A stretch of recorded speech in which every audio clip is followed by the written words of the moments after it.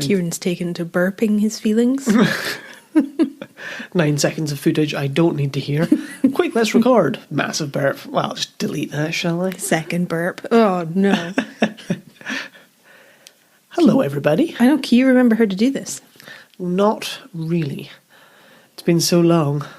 In the long, long ago, before we had COVID. Mm-hmm. That's right.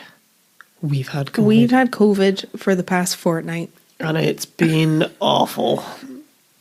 Man alive. Oh.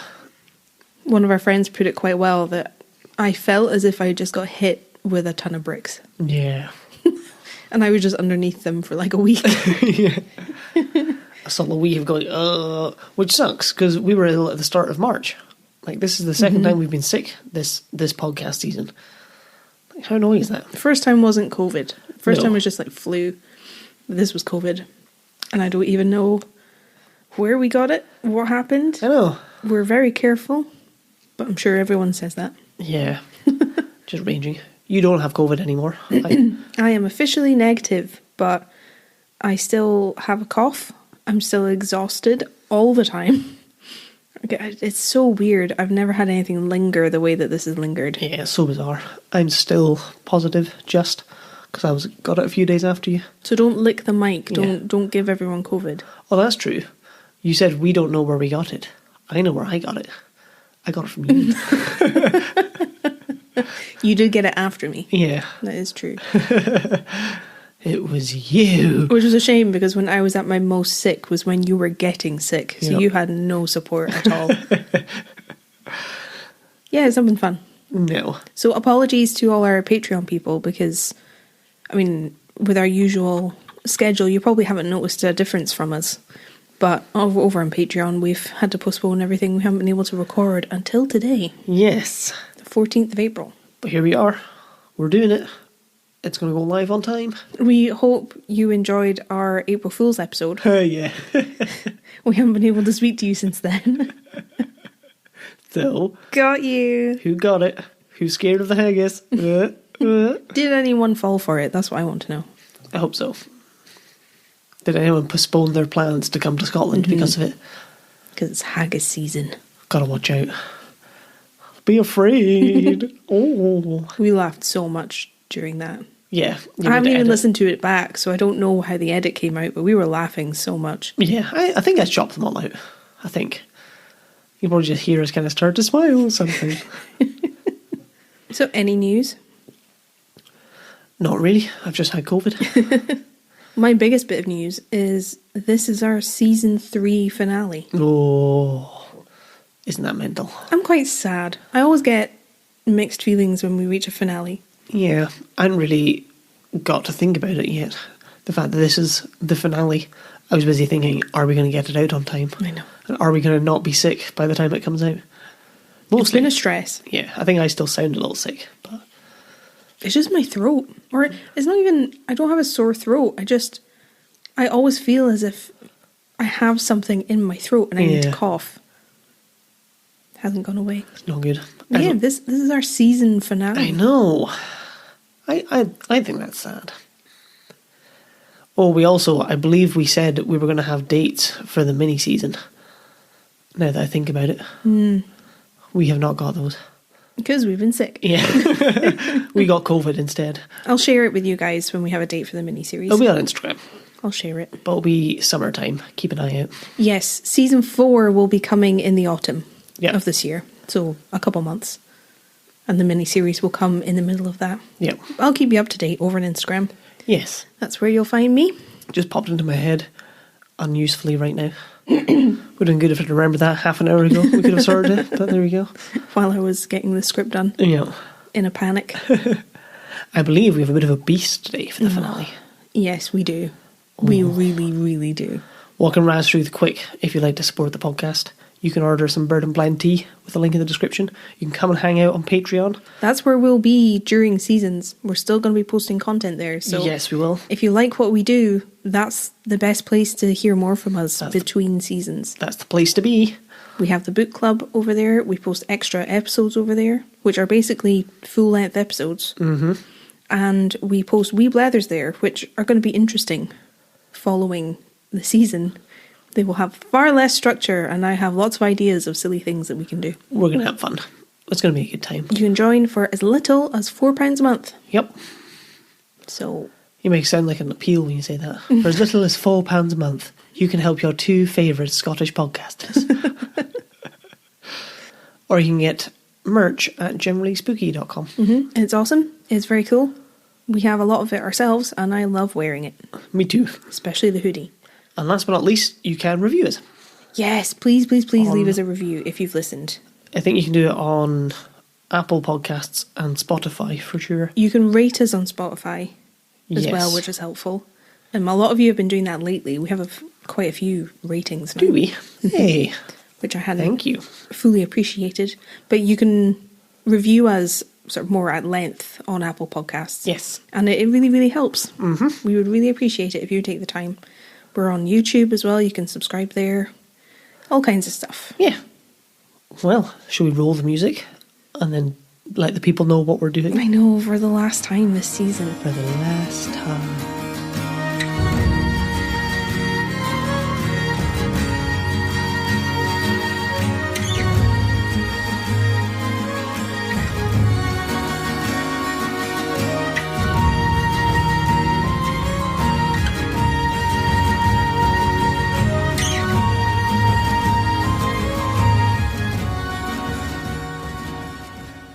I think I'm about as ready as I'll ever be.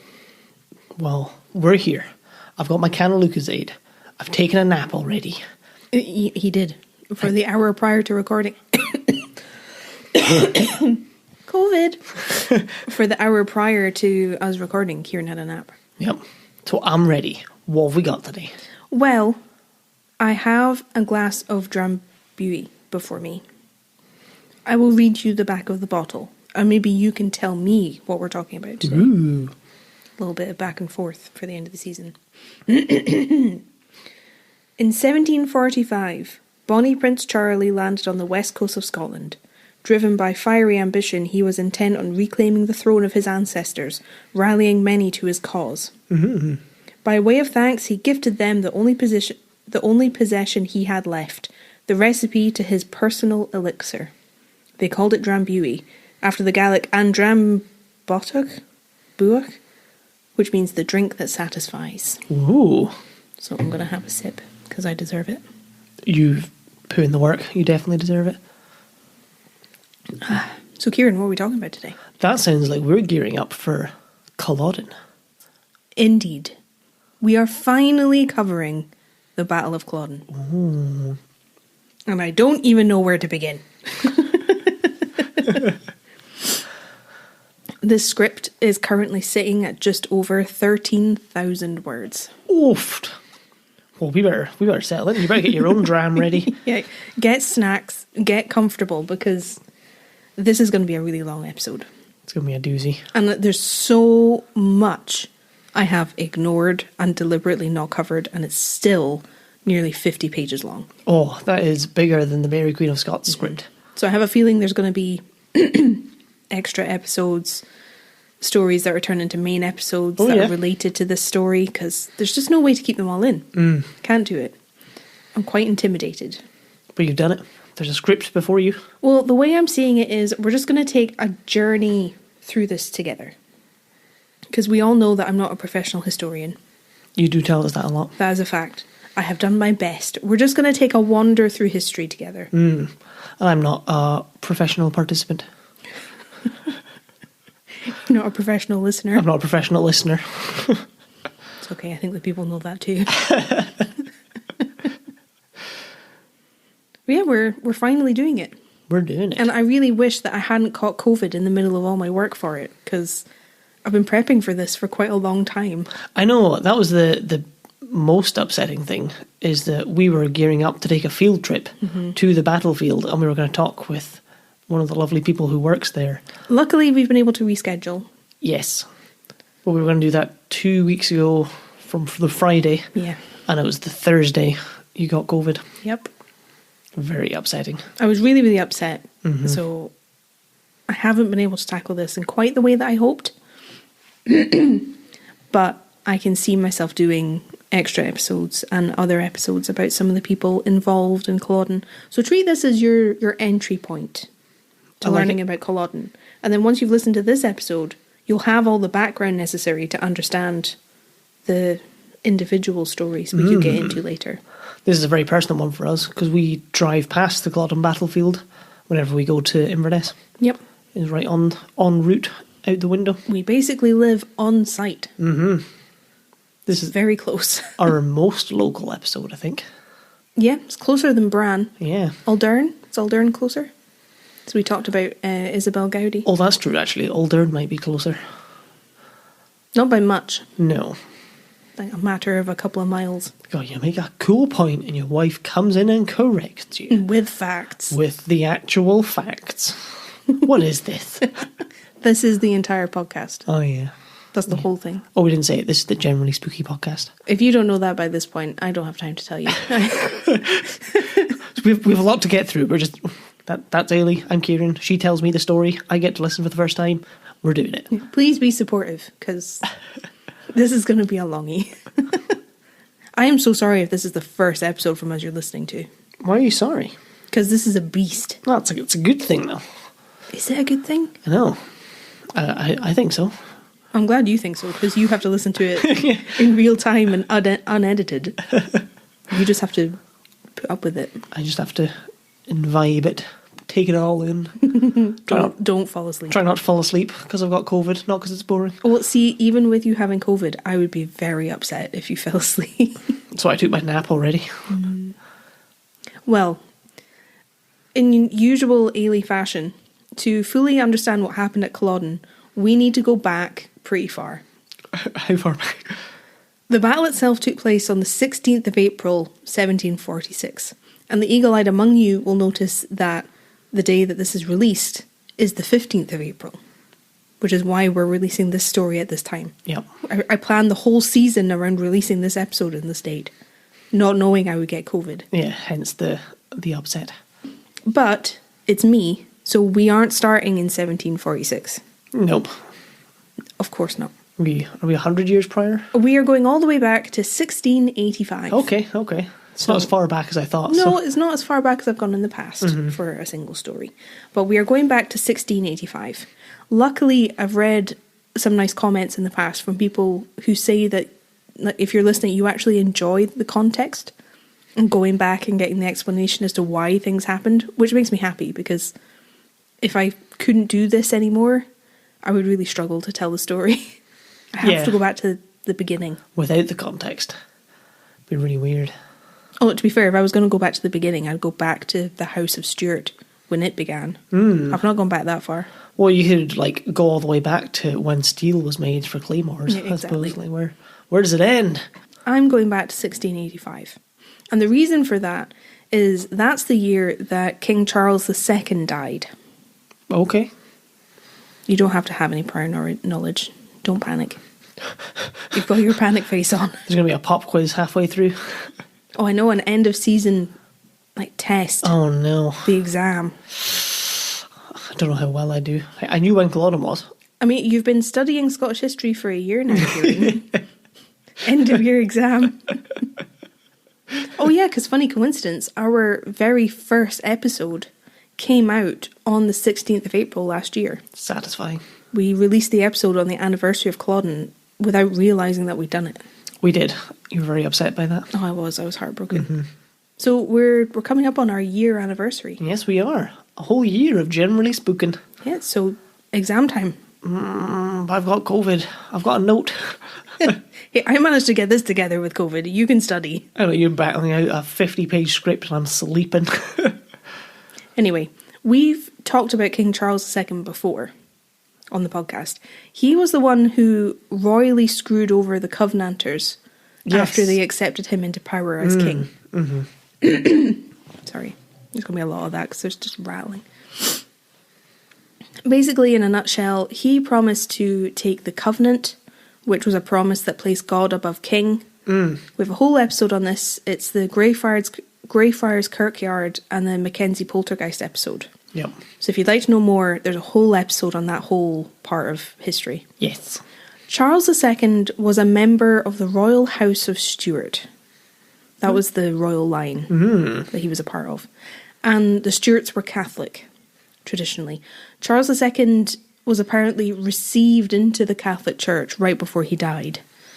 And I think this is basically because it would have been dodgy for him to adopt Catholicism publicly earlier than that. Okay. Because Protestantism was the dominant religion. Which is confusing because the Covenanters were Protestants and Charles screwed them over and they were persecuted for a long time. It's a whole thing. Yep. But you can listen to our episode specifically on that for more.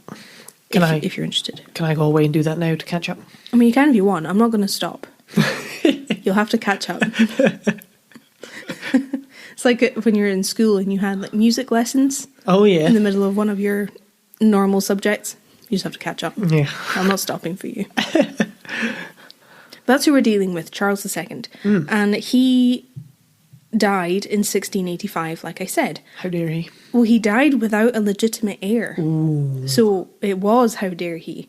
He had many, many children, but they were all with his mistresses. Oh. Not a single one with a legal wife. The dirty, dirty dog. Dirty bastard. There was no legitimate child to take the throne when he died. Now, as we know, we've talked about this a lot, this can pose real problems for a country. If there isn't a clear line of succession, it can leave a country, a monarchy, really vulnerable. Yep. Don't know how many times we've talked about that here. It does seem to come up a lot. Now, all of the countries of the United Kingdom, which wasn't a United Kingdom yet, that didn't happen until 1707. Oh. So each country had its own monarchy and king. Their own crown, even. All the countries were coming out of a long period of civil war. Civil war had been happening prior to Charles II. They didn't want any more war or bloodshed. They were sick of it. So Charles's brother was chosen to succeed him as king. Okay. Because he didn't have a legitimate child heir. Even though Charles' brother was a Catholic. Oh, okay. And people weren't very happy about it, but it was seen as the lesser evil. Because they just wanted a king who could lead them and things could just carry on. Yep. Without more war. The thinking was, at least Charles's brother was still a Stuart. So it kept things consistent. Most people would kind of go with it. That was the decision-making process. If you're going with bloodline, a brother's about as close as you can do. Like a rightful heir. Yeah. And if it has to be a man, as it generally is, like either a brother or a nephew, I think would be the next two port of calls in my head. Right, it makes sense. So this is the process that led to James II becoming king. He was Charles II's brother. So he became King James II and 7th. Yes. You with me? Yep. So he wasn't King James VI's son. Yeah. Okay? We won't get too into all of this. This is just to give you a background. Are you sure? You'd love getting into it. I do. I do. That's the whole reason this episode exists. Just because I love getting into it. James II didn't have an easy time as king. I don't think they ever do, but in particular, he did not have an easy time as king. For the most part, everyone generally accepted that he was a Catholic. It was fine. And they kind of gave him a pass on being Catholic, even though they didn't necessarily approve. However, his government and the people in power, they wouldn't give Catholics across the country the same courtesy that they were giving the king. Ooh, well, that's going to cause trouble, isn't it? They didn't want allowances made for them, and they didn't want Catholics to hold positions of power. And this was in direct opposition to what King James wanted. Well, yeah. Because he was a Catholic. So he tried to make life easier for Catholics across the country, which was resisted by his government at every turn. They rejected his ideas, they wouldn't let him do things. And when he realised he couldn't just do whatever he wanted because his government was thwarting him, he tried to increase the power of his sort of royal government by reducing the power that smaller landowners and smaller communities had.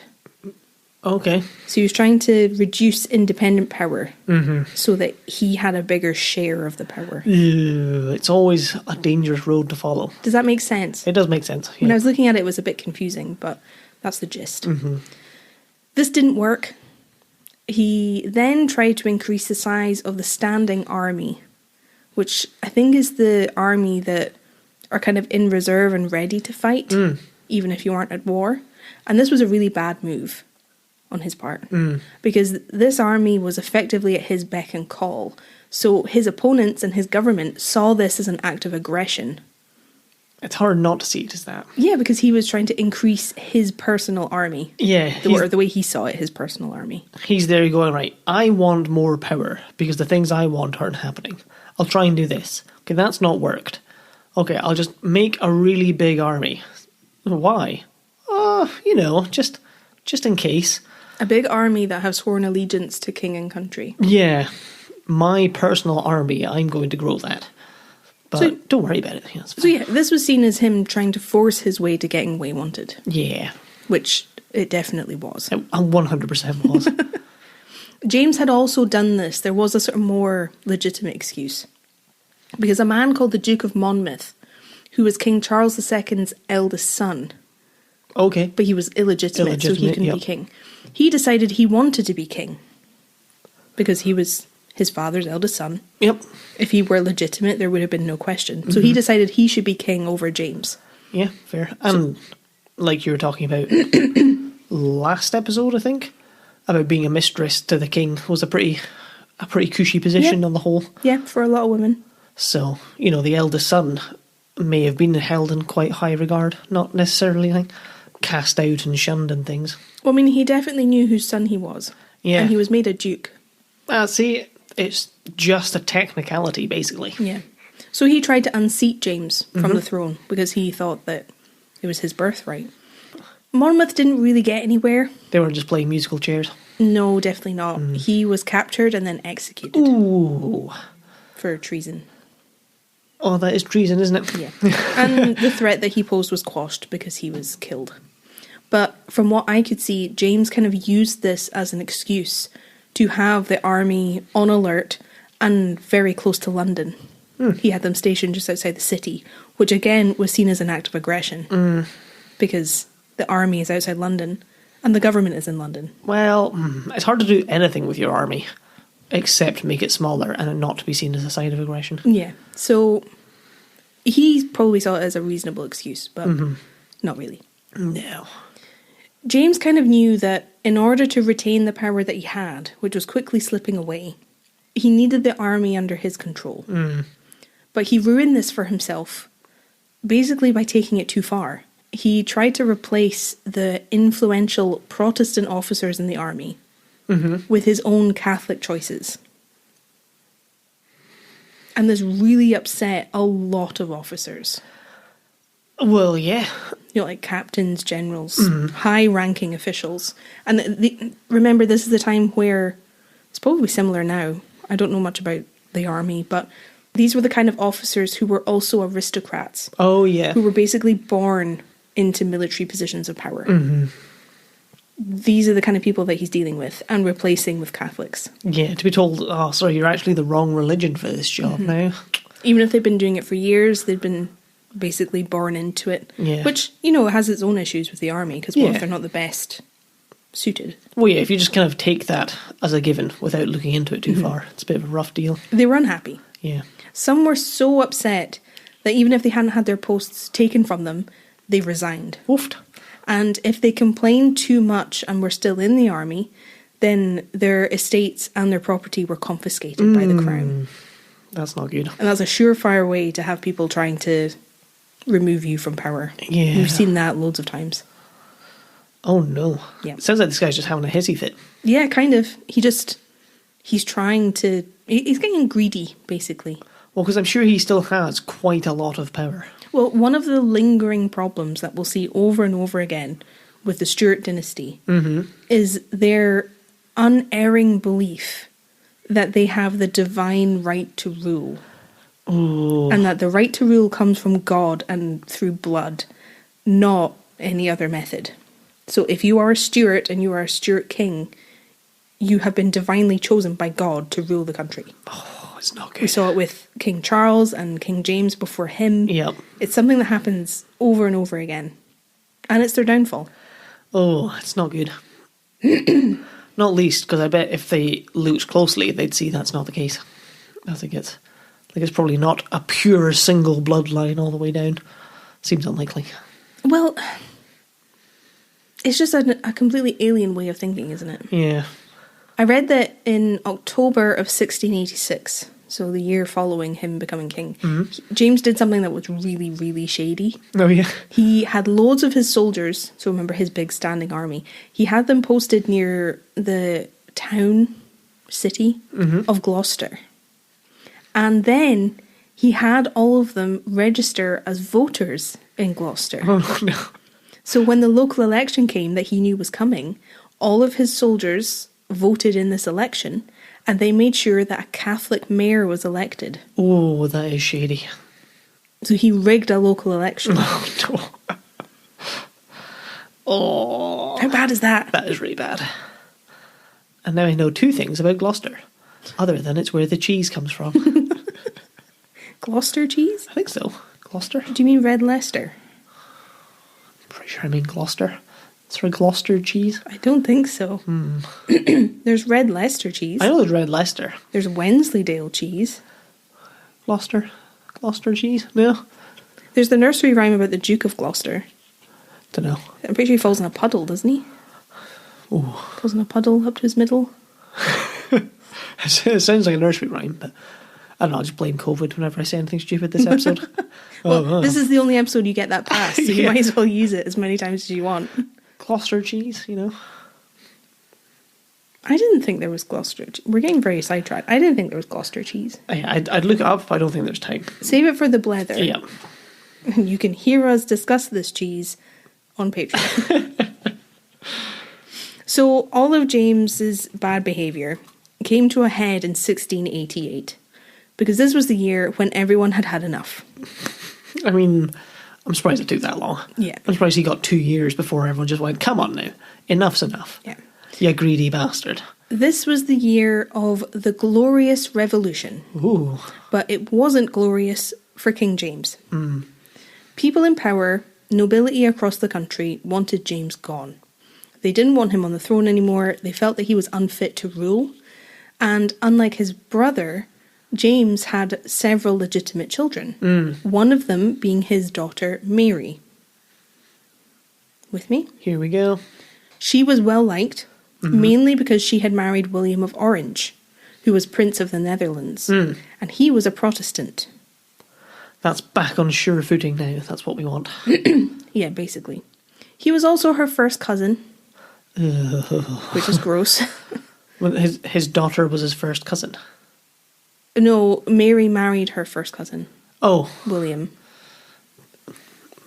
That's just really weird. Yeah. It's just really weird. It's always weird. That's why all the kings go mad. Yeah. Look.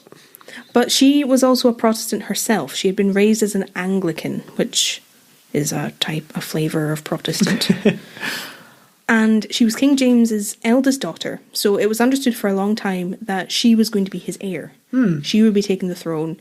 Everyone would have a Protestant monarch again, and it would be great. Yeah. So that was part of the reason that people had been so forgiving of James, because they knew that his heir was Protestant.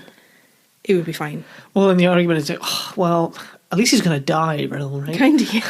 It's all right, he'll die eventually. He's going to die, and then things will be okay again. Well, the problem was, in 1688... He hadn't died yet? He hadn't died. He had a son. Oh. With his second wife, who was called Mary of Medina. Uh-oh. This son was born a Catholic, and they intended to raise him as a Catholic. Now, because of sexist rules, him being a son pushed Mary off the pedestal of heir presumptive. Oh. This son was also called James. He was being primed to take the throne, and he represented a major problem for the people of Scotland, England, Ireland and Wales. Because they didn't want another Catholic king, and now they had one. Oh, no. So action had to be taken Yep. to stop this from happening. They couldn't let it continue anymore. Oh, it's not going to be child murder, is it? No. Well, that's good. Only because they couldn't. Yeah. Like, I don't think that's very Protestant or Catholic. It's only because they weren't able to do it, which is very different.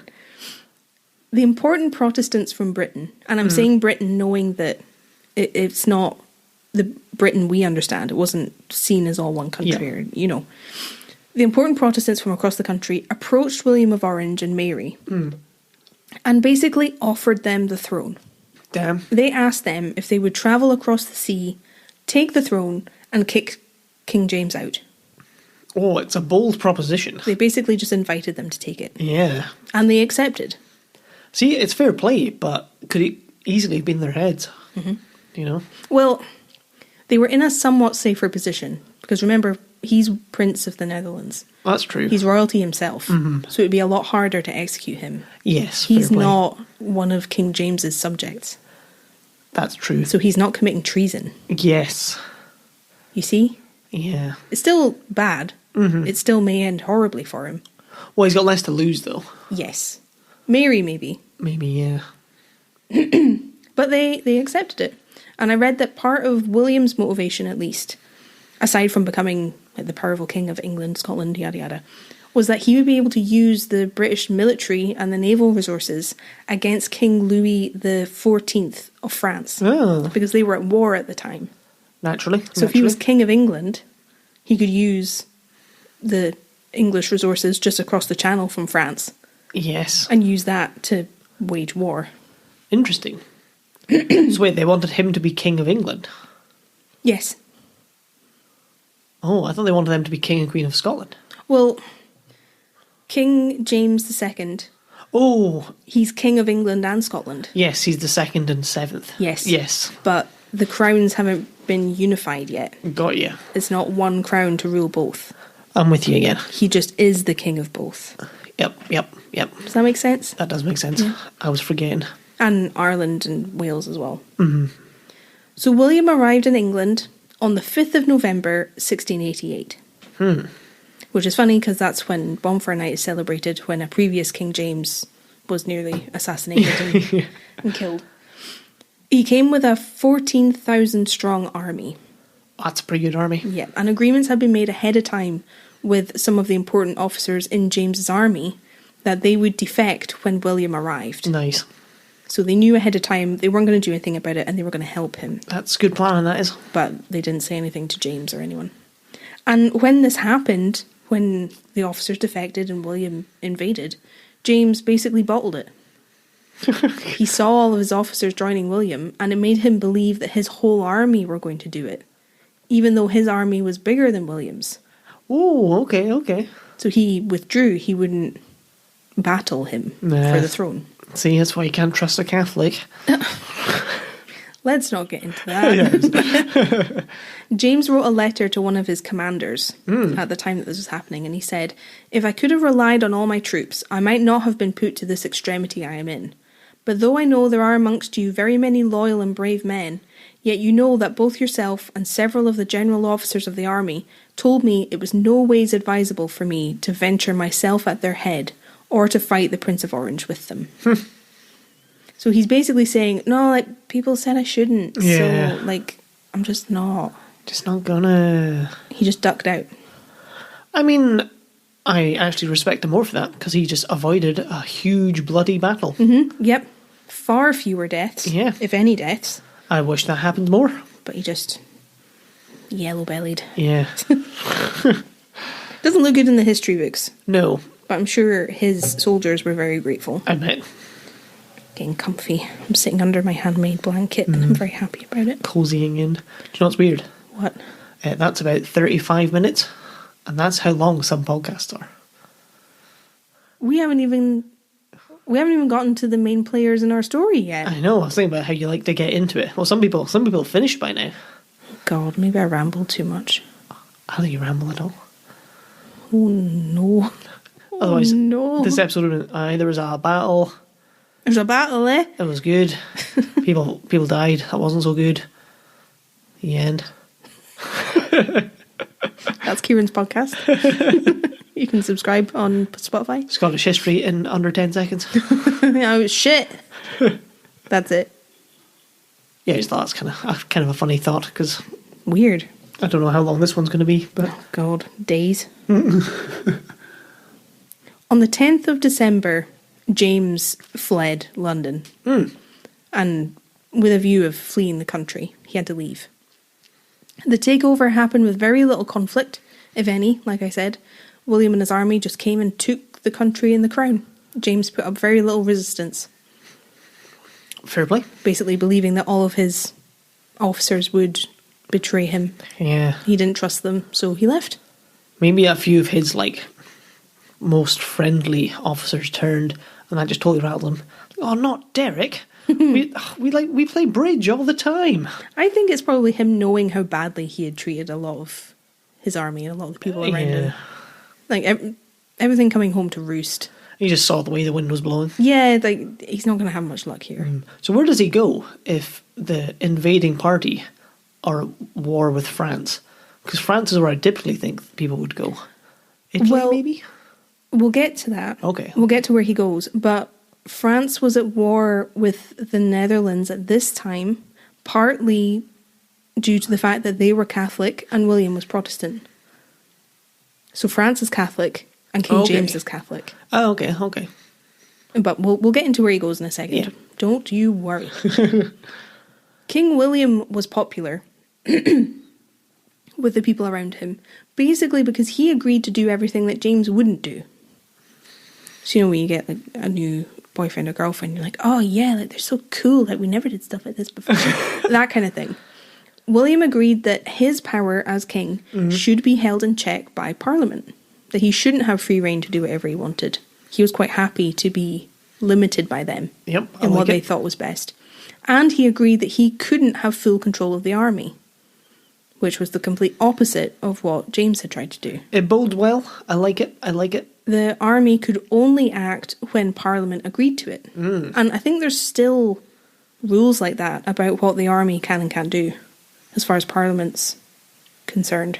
Yeah. Like, Parliament has to agree for the army to do stuff. Yeah, it'd be very strange if the Queen could announce a war. Very strange now. Yeah, like if it wasn't the case now. But this was the first time that this had really happened. Good. That's what I like. Shouldn't be one person's call who, well, evidently one person shouldn't get to decide when a war should start. Topical. We're seeing that right now. Yeah. And it's awful. Yeah. What I thought was interesting about this setup was that William and Mary reigned jointly. He was king and she was queen. She wasn't like king consort or queen consort, whatever. Yeah. She wasn't lower in rank than him. They ranked equally. Man, I like the sound of this guy. I feel like it must have been because she was the blood relation of King James, not him. But I'm not sure. She'd command a lot of respect in that regard, I would have thought. Well, she's the royal line. Yeah. But I thought it was interesting. I hadn't really seen that very often. But William of Orange is, I don't want to say the reason, because I don't think he meant it to happen. But you know the Orange Marches? They're Orange Marches because of William of Orange. Oh. Well, there you go. And it's the source of a lot of conflict. Yeah, that's not a can of worms we'll go into. No, but that's part of the reason for the name and the history and everything.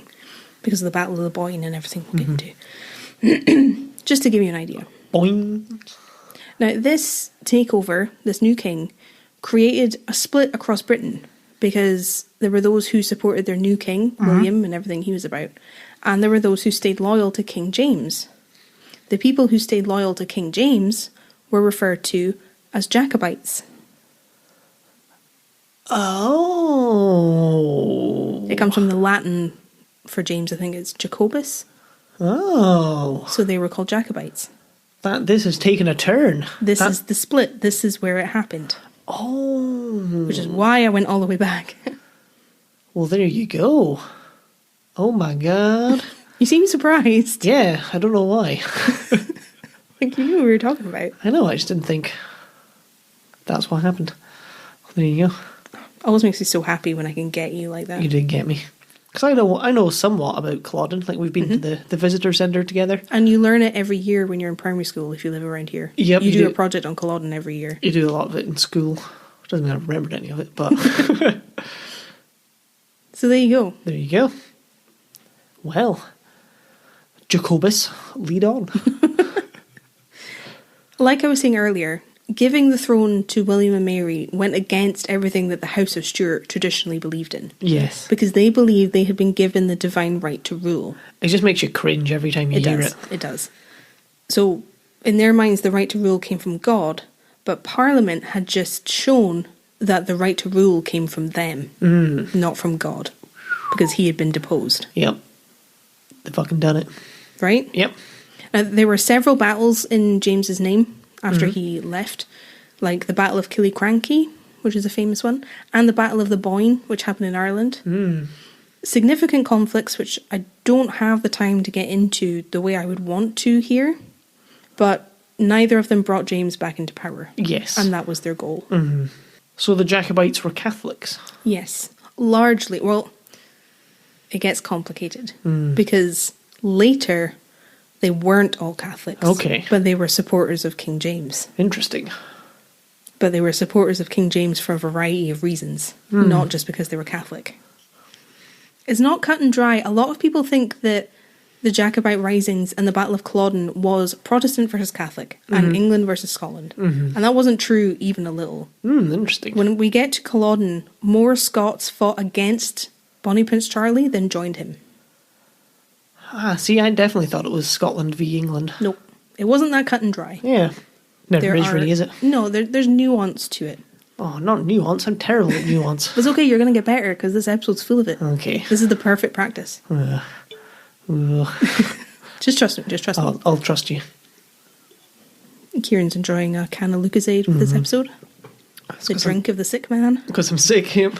And if I get through 2 or 3 cans, you'll hear me vibrating by the end. We'll just have to turn off your microphone.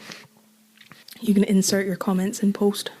Wouldn't that be weird? Very. Like a voiceover. Yeah, if I was just... It'd be like I was a YouTuber commenting on it. Well, that's what will happen if we ever get divorced. Yeah. Well, I was imagining if I was too sick to do this episode and you had to do it yourself. How weird would that be? Oh, that'd be weird. I think I'd maybe try and get like India or someone to come and help me. Oh, yeah. Just to listen. Because she would rip me and give me all kinds of abuse. It'd be fine. Yeah, we just need someone to just jab you a little. She could do that. She is perfectly qualified for the position. Or maybe our friend Aaron. She would also be great. I'm almost sad I'm so replaceable. You're not? No, it would be different. It wouldn't be the same. I'm not if I couldn't do it. Oh, that'd be great. No, I'm not saying you're replaceable, just not to panic. Well, I'm here and you can't stop me. Lots of people are happy to make jokes at my expense. That's true. Really, you should be pleased. So all of this has happened. James is in exile. Yes. He's in exile in Italy. I was right. Yes. Okay. I think I have that right in my head. He's in exile along with his son, remember? His son also called James. His son's full name was James Francis Edward Stuart. But his legacy has been dogged by the nickname The Old Pretender. Have you heard of The Old Pretender? I have heard of The Old Pretender. Now, some people even debate whether James was actually James's son. Oh, okay. And part of the reason for this was that his mother, Mary, was deemed at the time to be too old to have children. Well, when she gave birth to James. Very rude. Yeah. Very, very rude. And there was a rumour that baby James was smuggled into her quarters in a warming pan. And then they just pretended that he was their son. That he was actually someone else's child altogether. It seems unlikely. If it's only based on the fact that she's too old to have it, like, nonsense. No. Nonsense. Mother Mary. Just one of the rumours that went round about his birth. Yeah. In 1701, our original King James II, who had actually been king in Britain, died. Exiled from the country he had been king of. That's brutal. And at this time, King Louis, who was the King of France, who was warring with William of Orange, recognised James III as King of Britain. Interesting. So not William. He's just a sower of chaos. Yeah, basically. He said, no, you're not king. The king's over here with us. Yeah, This is the king. We have your king, who's never been in your country since he was a baby. Yeah. So this was James III, the Old Pretender. Yes. All right? I'll try and keep it straight. There's quite a lot of names. William and Mary tried their best to reunify the country in James's absence because there was a lot of conflict. They didn't need it because they were trying to war with France. They didn't want to have to divide their forces between north and south. William issued a deadline for swearing allegiance to him. And if the Scottish clan chiefs and people who had fought against him swore allegiance by this deadline, they would receive a full pardon. Okay, yep. Now, you've heard about this before. Yes. Can you tell me why we've talked about that before? Was it the Appin murder? No, it was the Glencoe massacre. Oh, okay. But is it... The reason the Glencoe massacre happened is because there were clan chiefs who were late to swear allegiance to William. Yeah. Was it really dodgy because they had to do it really late and some guy had to, like, walk all through the winter to Fort William? Yeah, it was that one. He went to the place to take his oath. He got turned away that he couldn't take it there. He had to go even further. All kinds of stuff. That's why the Glencoe massacre happened in 1692. Yes. It was because they had to swear allegiance to this King William. Got you. I did have that in my head. I just confused which story that was part of. Yeah. The Appin murder happened later. It happened later. You're with me. That's why I'm not replaceable. Totally unique. This is the period of history we're in now in Britain. This is what's happening. So, Glencoe massacre, 1692. In 1694, Queen Mary died. So she wasn't queen for very long. And then in 1702, just after King James II, William of Orange died. So here we are again. The throne was passed to Mary's sister, Anne. Anne Boleyn? No. No. Not that Anne. Anne Boleyn was way earlier. Okay. Mary's sister Anne, who was also a child of James II. Okay. She was James III's half-sister, just like Mary. The third's Yep. And she was also a Protestant. Which is the important part. Yeah, obviously. Not that she's a good person. No. I'm trying not to whip through everything too quickly because I know it's a lot to follow. No, I'm with you. I think this is fine. It's hard when it's kings and queens. I feel like it's really difficult to keep track of. And they're all called James. There's like 7 of them. Queen Anne died in 1714. So she wasn't queen for very long either. And she didn't have any children, so she didn't leave an heir. Ugh. And I'm fairly certain it was at this time or a little earlier that Parliament had made it law that a Catholic couldn't become king or queen. Oh, interesting. So they had that enshrined in law so that no one could come in and like, snake it. So what they did was they approached the German Hanoverian family to take the throne. They're basically just shopping around for a king that they want. Shopping for someone kingly. Because they absolutely didn't want James. They didn't want the Old Pretender. Yes. Let's find anybody else. We'll find someone with absolutely no claim to the throne and we'll just get them instead. Well, it was a pretty shaky claim. They went to a woman called Sophia of Hanover.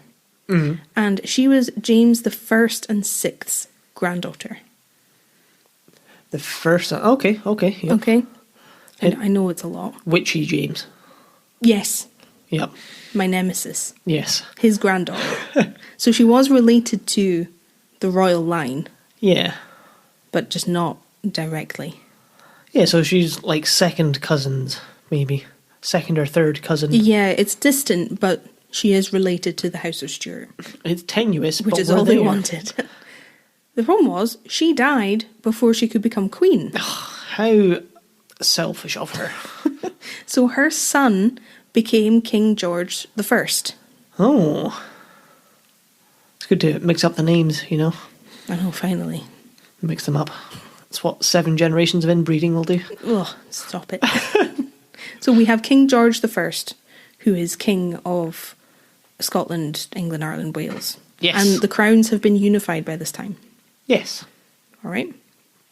Between 1714, when Queen Anne died, and 1745, there were several Jacobite risings. It wasn't just about Culloden.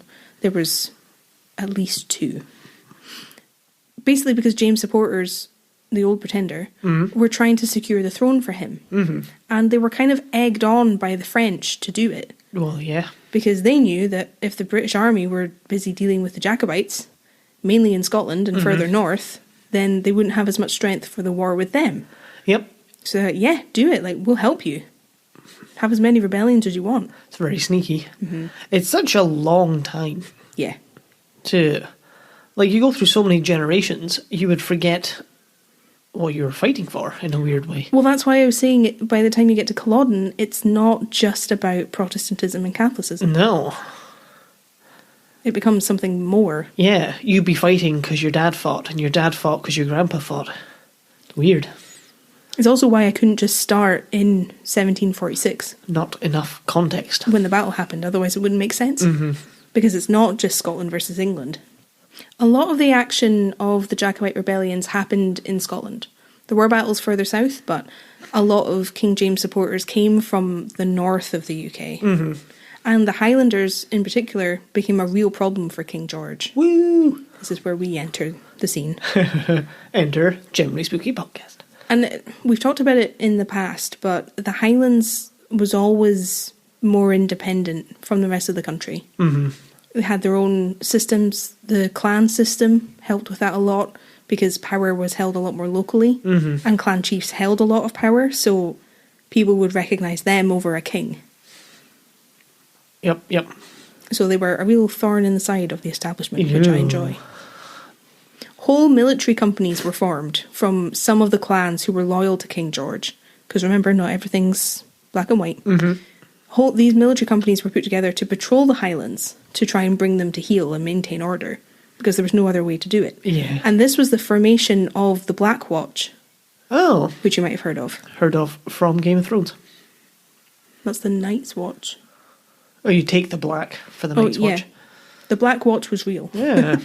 And they were kind of like independent companies that maintained order on behalf of the king. They weren't very well liked.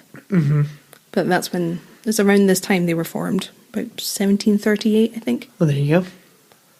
So yeah, basically what I want to illustrate is that even though James, the Old Pretender, was living in various places across Europe, he travelled, there was still unrest across Britain on his behalf, even though he'd never been there. Yeah. He must be... So when was he born? 86? 88. 88. 1688. 1688. And this is And then he was recognised as king in 1701.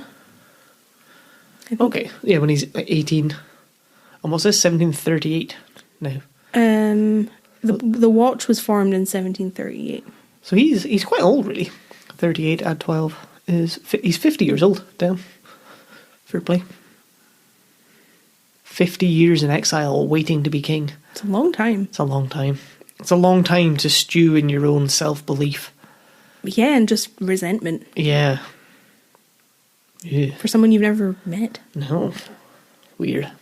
Now, when we get to 1720, backtrack just a little bit, Charles Edward Stuart was born in Rome. He was the Old Pretender's son, but you probably know him better as Bonnie Prince Charlie. Yes, I do. He was born in 1720. Got you. And he's the son of the Old Pretender, who is nicknamed the Young Pretender. Because people are like that.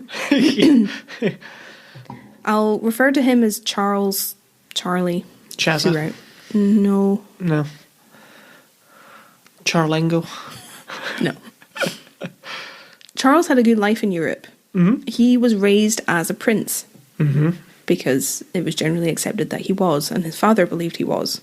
So he was raised as Prince of Britain. And he was raised among nobility who also recognised him as a prince. So he had a life of privilege. And he could not let go of the fact that his father, and therefore he, had been robbed of their rightful place on the British throne. Well, a lifetime of grooming amongst the nobility would do that to you, wouldn't it? He was determined to take it back. He saw it as his birthright. Yep. And that became his life's mission, was to reclaim the throne. More birthrights. Just like it says in the Battle of Culloden. Yep. And Charles figured that he would do this by raising himself an army. And he planned to rely heavily on the Scots who still supported him. Mm-hmm. It wasn't solely the Scots, but that was his plan, because he knew he had a good amount of support in the Highlands in particular. Fair play, fair play. Mainly because the Highlands were at odds with London anyway. As continues, yep.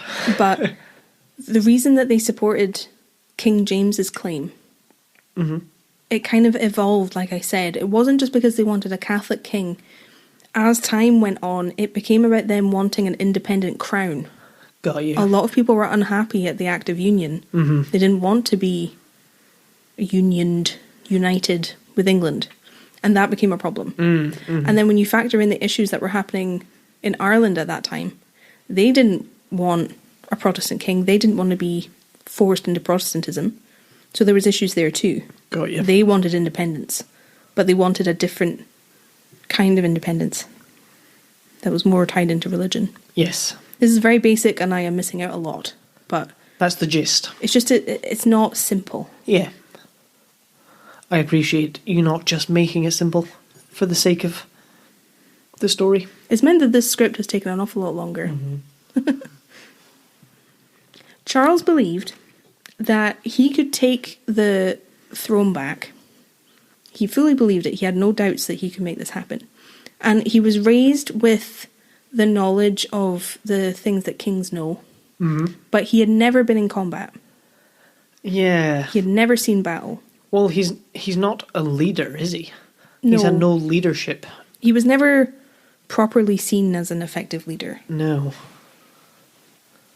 Because he's never really had to lead anyone. No.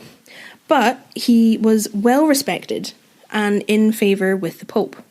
Oh. Because he was a Catholic. Well, that's pretty good. And remember, he was raised in Italy. Mm-hmm. So he had strong ties with the Catholic Church and with Rome in particular. Fair play, fair play. And he also had the support of a lot of European monarchs because they supported the Stuarts over the Hanoverians. It's just because anyone would be like, oh, just fuck the English though, we'll go with this guy. He's Dutch. Oh no, it's King George by this time. Yep. Yep. Charles was named Prince Regent in 1743. And what this means is that basically he could perform things on his father's behalf. Okay. And his authority would be taken as the authority of king, even though he wasn't. I'm with you. So this meant that he could launch attacks and launch invasions in the name of his father, who in his eyes was king. Yes. It's just all a bit twisted, isn't it? It's just, if he had been able to turn his life to something else, I wonder what he would have done. I know. If it wasn't consumed with this need. Yeah. Because it's been a long time. Mm-hmm. But he's probably convinced that once he's on the throne, everyone will welcome him with open arms and it'll be better for everybody. Yeah. He believed he had more support than he did. Yeah. You'd have to, wouldn't you? Okay, so in 1743 he was named Prince Regent. And at this time, King George II is on the throne. Oh, okay. I just needed to be clear. It's difficult to keep track. That's so many monarchs to have gone through. Mm-hmm. Well, it is, especially when you're looking at two different lines. Yeah, because to maintain your hatred of Mary and William is fair, because they directly took your father or grandfather off the throne. But to then have that line's run out, they've gone to a different line, they've gone down that, and it's a long time. It's just it's all consuming. Mm-hmm. If you let it, it'll eat you alive. Yeah, which it does. Well, in 1744, he tried to stage an invasion of England. And he had the support of the French army to do this, because they were invested. Mm-hmm. But because of stormy weather, the whole thing had to be called off. Oh, that's a shame. A bit windy. Don't know if we can invade England today. Now, his father, James, the Old Pretender, he believed that the only way that they were going to take the throne back was with lots of help and lots of resources from their allies in Europe. He believed that they would need the support of foreign armies to take back the throne. I think that seems fair. Yeah. That's absolutely true, I would have thought. British Army and British Navy were formidable at this point, so he's not wrong.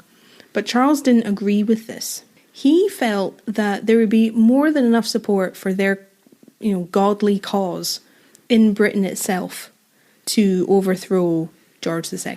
Oh no. And he was going to achieve it at any cost. This is what he wanted to do. So he was, like I said, he was going to principally use the Highland people. Yeah. It's just, yeah, it's not good. No. Especially as Highland people. Well, yes, even more so. Just delusional. But if he's been groomed inside this kind of bubble of French nobility. This is all he knows. Yeah, like he spent most of his life in Italy believing that it was his God-given mission to do this. Yeah, and if he's got God behind him, of course he's not going to fail. Exactly. God will see to it. So it does make you wonder how much he was to blame. Yeah. For what he does later, he's definitely at fault. But, when you have this mindset, you do have to wonder. It makes you question what else he could have done with his life. Yeah.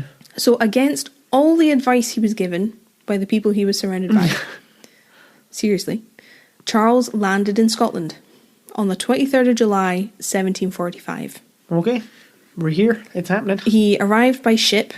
I think it was the French who supplied the ship that took him over. And he landed on Eriskay, which is in the Outer Hebrides. Okay, yep. It's an island off the west coast of Scotland. And it's almost as west as you can go in Scotland. There's only a couple of places in the islands that are further west than Eriskay. I don't know if that was the ship captain like, nah, you want to go to Eriskay. That's the best place to land. And it was actually beautiful view. That was just the safest. So you could take a big, huge loop around, land at the furthest away point, and then safely come home again. Well, it's probably the best way they could get in undetected too. So they're not too close to the coast. Yeah, because you go like round the far side of Ireland, like out into the Atlantic a little bit, and then come in that way. I'm not sure of the route, but that's where they landed. So he lands in Scotland, but Charles didn't get the rousing welcome from the Highlanders and the surrounding clan chiefs that he hoped he would. Not even a little bit. They made it very clear they didn't want him there. Yeah. For the most part, there were some who supported him and were happy that he had come and they were willing to support him from the off. But a lot of them didn't want him in the country. Yeah, that's and weren't fair. willing to support him at this time. Well, I don't blame people at all for that. When you're trying to just organise your clan and make sure everyone's fed and watered and safe, and you're organising, farming rights and stuff like that. Oh, the dog just appeared. Hello. Hello. Hello, Mr. Butt. Yeah, you get curled up in a little ball. Yeah, that's what you're dealing with. You probably don't really care who's in power because it's not really going to affect you all that much. And someone's like, I'm here, you can now die for me so that I can be king. Exactly. It's not Charles's family that are risking anything. It's their people. It's like, so we should all just stop what we're doing. All the men should just come with you and die for your right to be king. I'm not here for it. He didn't make a great impression. Apparently he only arrived with 7 to 9 men. Because the French fleet that was supposed to come with him got waylaid, again by bad weather. Oh. So he arrived largely alone, which doesn't strike fear into the heart of anyone. No. And if you've been, again, only living in the French nobility, you're not going to have much chat. Italian. Oh, sorry. Sorry, he moved around a lot, but he was raised in Italy. In the Italian nobility. And with the Pope. Amongst the Pope and the aristocrats. To land amongst just regular Joes, you're not going to fit in, are you? I mean, he wasn't Scottish. Yeah. And he'd have a funny accent. He wasn't raised in Scotland. Yeah. So he didn't have that good an understanding. But like I said, things aren't black and white, so a lot of the clans and the clan chiefs did come to greet James. Charles, sorry. They did come to greet him because they recognised him as king. They supported King James's claim on the throne. So they agreed that he should be king. But few of those clans were willing to rise up against King George to secure it for them. Yeah. They agreed that James was the rightful king, but they didn't think rebellion was a good idea. And they just weren't prepared to sacrifice their power and their men's lives in order to help Charles get what he wanted. Yeah. So it's kind of in between. They know what they believe in, but they don't want to die for it. I think that's fair. You can see the logic. It makes a lot of sense. Especially if he's come, instead of dropping onto the beaches with 10,000 shining knights, just like 7 people. Am I right? Got any French onion soup? It's all rotten, mate. Took us like 8 months to get here. So Charles's work was cut out for him, big time. He ended up sort of gathering a close group of main commanders who, I don't know if they had travelled with him on the ship or not, but they became known as the 7 Men of Moidart. Okay. And they would go on to help him go around Scotland and drum up support for the rebellion. Yep. Although they're the 7 Men of Moidart, they weren't all Scottish. Some of them came from Ireland, some of them came from England. Okay. Like I said. Yeah. And they didn't always agree on everything. They had very different views on things a lot of the time because they came from different places. Yep. But they made up the inner circle of the 1745 Rising. Got you. They were the decision makers and the commanders. I like it. And had very important roles in Charles's army. Well, I quite like it was a more widespread of people. I mean, he didn't really have many people, so Yeah. had to take them from where he could get them. Well, there is that as well. I was thinking he's much more likely to learn and connect You get a balanced view. with his future subjects. And like I said, one of the reasons that they didn't always agree or get along was because they came from different places. Some of Charles's closest supporters were already exiles from Scotland. They participated in the earlier risings. Some of them were living in France. And for this rising, they'd been commissioned in the French army. So the risk for them in rebelling against King George was far less than the risk of those who still lived and had land in Scotland. Got you. Yep. Those with French commissions in the French army couldn't be subjected to the punishments of treason, since technically George wasn't their king. Very nice. They would be treated as prisoners of war Got and you. could be traded with France for British prisoners of war. Yes. It's like I was saying with the risk William posed in rising against James. Yep. It's not treason because I'm not your subject, you're not my Yeah. king. So the people who supported Charles who weren't living in Scotland had less riding on success. Absolutely. There's a helicopter going over just now. I don't know if you can hear that. Hopefully it will fly on. With me. Yep. So this created some resentment Yeah. between the men because the Scots who rebelled against King George could be executed Yes. because they would be executed as rebels. Mm-hmm.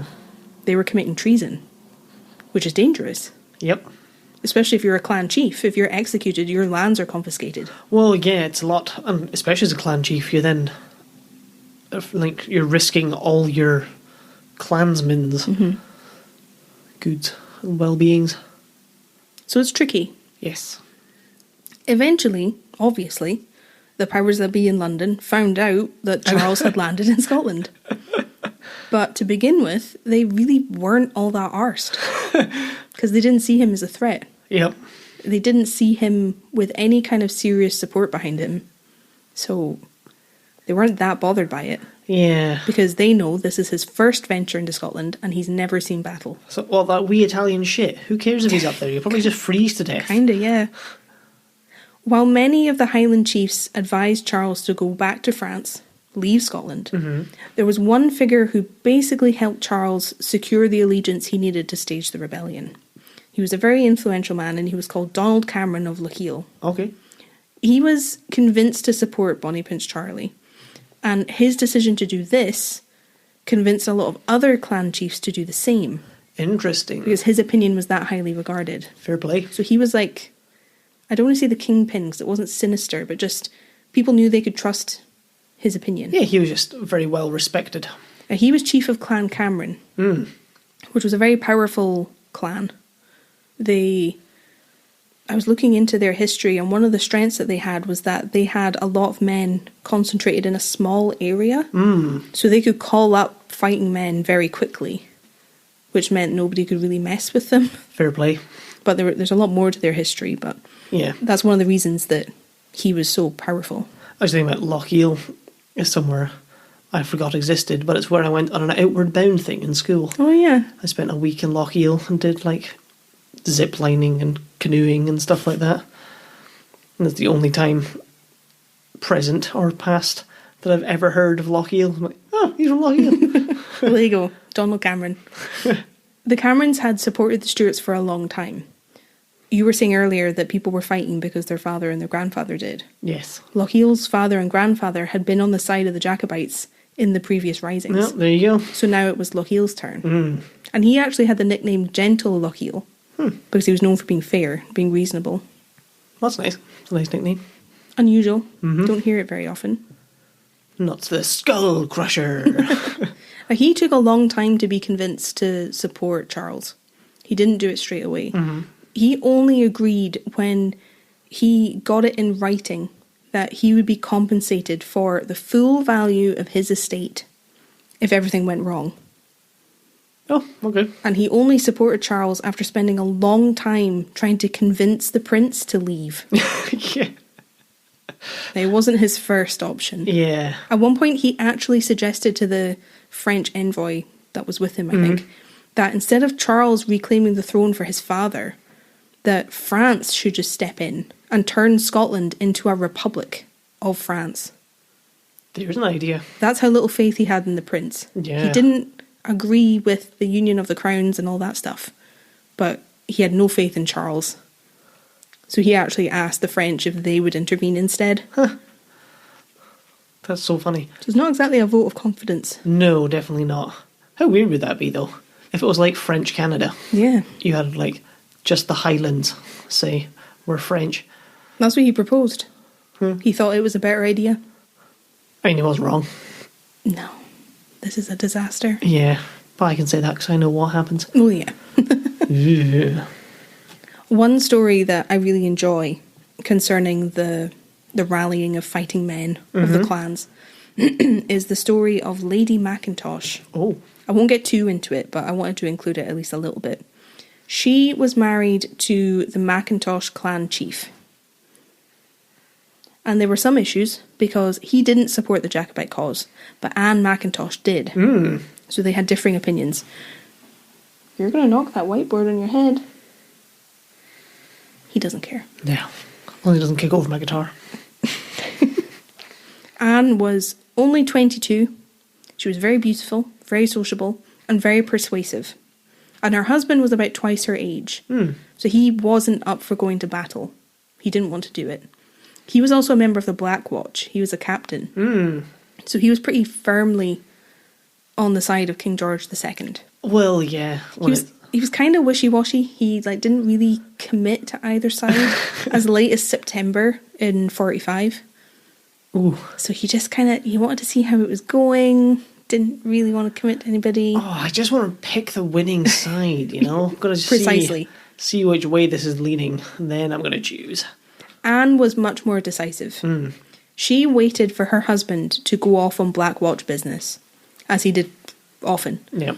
And while he was gone, she raised an entire regiment of men in support of Charles. Fair play. She raised 300 men. Damn. And for this, she was given the nickname Colonel Anne. I like it. From what I could see, she and her husband lived near Moy, which isn't too far from here. And she actually hosted Charles there, like one night with his men. And they were nearly caught because the Hanoverian officers were coming to the house. And it looked like they were going to catch Charles there. But she managed to trick them into thinking there was a huge army stationed at her house, so the soldiers fled. Oh, fair play. Her husband went on to be captured by the Jacobites, and he was taken home to his wife instead of being put in jail.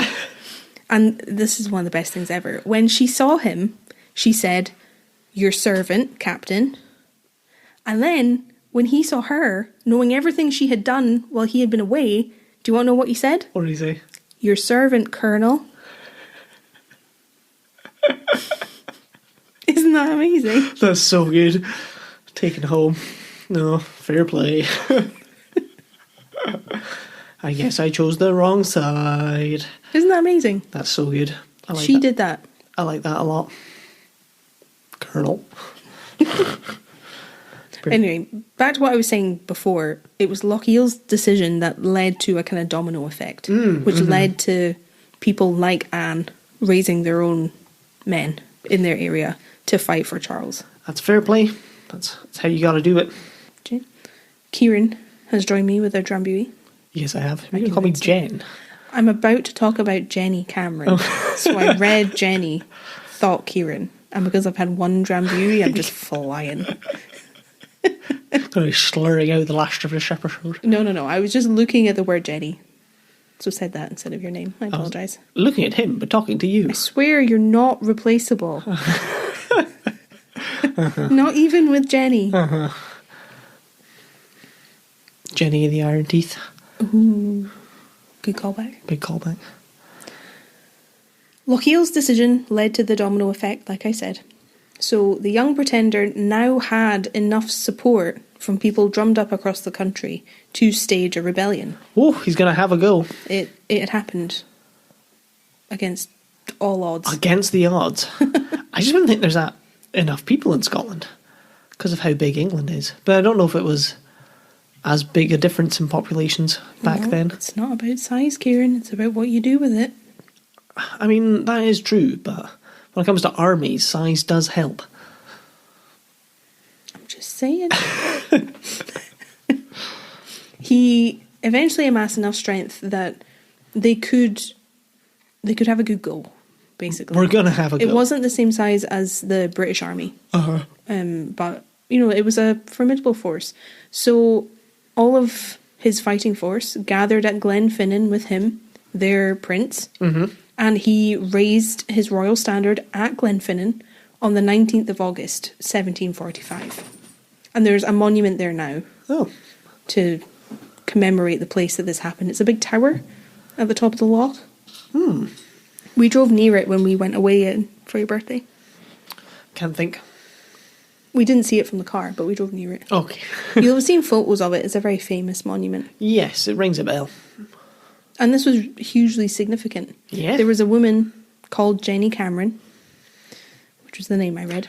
She was kind of similar to Anne McIntosh. She also raised hundreds of men from her area for the Jacobite cause. Fair play. But she went a step further. She actually led them to Glenfinnan herself. Damn. I want to talk about her so much more. She had a really difficult time because the Hanoverian side spread a lot of really horrible propaganda about her, that she slept around and she was promiscuous and that made her a bad person, when there's no basis for that at all. Yeah. Weird. She's an interesting character, so I wanted to at least mention her in this episode. We could maybe get an extra episode on her. Thank you. She has a really interesting story, but she raised a regiment to fight and she led them to war. Fair play.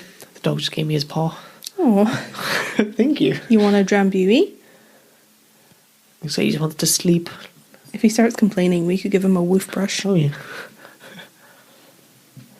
He's fine. He's going to fall asleep and He's he's going to hanging fall over. Oh, yeah. But this is why he's not allowed to be up when we record the main episode, because I just get distracted wanting to cuddle him and coo over him. So, hold on, I have to coo at the dog. If I don't, no one else will. Raising the standard at Glenfinnan was also significant because this was where Charles pronounced his father as King James III and VIII on British soil. Damn. Oh, so was his father still alive? Yes, he was acting as regent. Oh, I, for some reason, assumed that he was trying to get himself to be king. Nope. Fair play. He is staging this to try and get his father back on the throne. Damn. With a view to them being king himself. I'm sure yeah. you don't be under any illusions here. But no, his father's still alive. So at Glenfinnan, he proclaimed that his father was King James III and VIII of Britain. Fair play. Rebellion in its purest form against King George II. Yep. Damn. And now this is us firmly on the road to Culloden. Yes, it's coming. Uh-oh. Shame we're only like a quarter of the way through. Are we actually a quarter of the way through? Just about, maybe a third. Because we're like an hour and a half. Yeah. Oh boy. I knew this was you should have known this was coming. Yeah, I thought it was going to be like a 3-hour episode. That'd be like a 4.5 hour We're just epic. We're just going to have to commit. We'll just Because going. people didn't like the two-parter. It didn't do well. Yeah. A lot of you listened to the first half of Burke and Hare. You listened to Burke. You didn't listen to Hare. Yeah. So we can't split it. Oh my. From this point onwards, the official announcement of the Jacobite cause, the Jacobites would be subject to a lot of romanticising. Because they were the underdogs. And they were painted as the gallant warriors who only fought with sword and shield. They were, it's quite offensive really, because they were depicted as being like primitive and different from civilization. And the symbol that they wore on their hats, the white roses, they were the white cockades. And this became a famous symbol of Jacobitism, the white rose. It became itself an act of rebellion to wear it, because it showed you supported the Jacobites. Fair play, fair play. And writers like Sir Walter Scott, writers like Sir Walter Scott had a lot to do with this. He romanticised a good amount of Highland culture and Highland life after the Rising. Yeah. So he contributed to this view that a lot of people probably have of Jacobites today. I think so. Even though it's not necessarily true. No. Which we'll get into. Is he going to be okay? He might. He's kind of stupid. He's fine for now. Soon after the raising of the standard at Glenfinnan, in September, Charles led his army to Edinburgh. Okay. Bold move. Here we go. And the Jacobites actually managed to seize it. But that's good work. From what I saw, it took them almost a week from when they arrived at the city to when they had control of the city. Damn. And James III was proclaimed king in the middle of Edinburgh. Ooh. Ooh. A very big deal. That is a big deal. When I was doing my research, one of the reasons given for why the Jacobites were able to just take Edinburgh was because the city was relatively poorly defended. Oh. Because a lot of the soldiers had been taken north to Inverness. Oh. So they missed them. Quick, we need to defend Inverness from the Highlanders. Oh, they're in Edinburgh. They're in Edinburgh? Oh, no. But regardless of how they managed it, it sent a powerful message. Well, they weren't just the laughing stock anymore. Yeah, the London government can't laugh anymore. They probably will, but they can't. Like they're posing a problem. Yes. And at this point, they're riding high on their win, because this was major. And after this came their first proper clash with the Hanoverian supporters, the Redcoats. Yep. I'm resisting calling them like the British, because Yes. there were like English people and Irish people on the side of the Jacobites. So I'll refer to the government forces and King George's army either as Hanoverians or Redcoats. Sounds good. Sounds good. Does that make sense? Yep. They had their first proper clash with the Hanoverians at Prestonpans. Have you heard of this battle before? I have not. It's a biggie. It's famous, in part because this was another huge victory for the Jacobites. Fair play. Fair play. We like to hear about it. Now, this battle happened on the 21st of September, 1745, in Prestonpans in East Lothian. And it was a pretty embarrassing defeat, because at this battle, they had the bigger army, and they should have had the skilled and disciplined army advantage. But when they were faced with the infamous Highland Charge, Oh, yeah. they scattered. Fuck. And that was a large part of the reason for their defeat. Odin disagrees. Odin says, I need a poop. Yeah. I better take him out. Excuse me? That's probably got. Man, you can hear the guitars resonating when he does that. Uh-huh. We got a lot to get through, bud. We can't have you arguing. We're recording. We're outing you. We're outing you on the internet. This is what you're like. This is the sass we get from you. He's chewing his ball on my lap. No, don't record your podcast. Play with me instead. Stop whinging at me. So vocal. He's actually doing the next Eurovision. It's because I'm looking at him. You know what you've done. Oh, he's over here now. Plump. There's a ball on my ankle. The Highland Charge. Yes. So, have you heard of the Highland Charge before, Kieran? Yes. I have heard of it. Would you like me to have a go? You can if you like, or I can explain. I believe it's a big row of naked men who all run at you with their swords. You know, I don't know what you've been watching, but Is that not what the Highland it's a Charge is? little more nuanced than that. Peepees flying about. Yeah, I thought that was it. Or part of it. No? Yes? No? Just gonna let you sit in it. The main part of the Highland Charge that we need to know about for this is that the way that the Highlanders would fight, they would stick really tightly to each other, really close, and they would charge at the army, charge at the enemy. Sometimes with swords and shields, and these shields were called targes. They were circular. Oh yeah. And they had like studs on the outside. But sometimes, like at Culloden, they had muskets. Oh. Now, a lot of paintings and a lot of retellings of Culloden will say they only had sword and shield. Yes. That's not true. Oh, interesting. They had firearms. Oh. But they incorporated that into using the Highland Charge. That was their main tactic. Oh. And the Highland Charge's success depended on their first run at the enemy. Because this was when they had the shock factor. So that's where your technique comes into play. Yes. So they might... I don't want to say... I think it was a lot earlier that they might like paint themselves or be naked.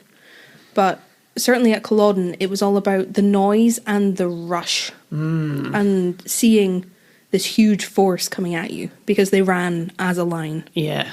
Fair play. Maybe I'm thinking of like the Picts doing it naked. Yeah, the Picts were naked and they painted themselves. Yeah. But the Highland Charge was all about that initial run at the enemy. But it had to be successful the first time because you can't do that twice you at can't the enemy.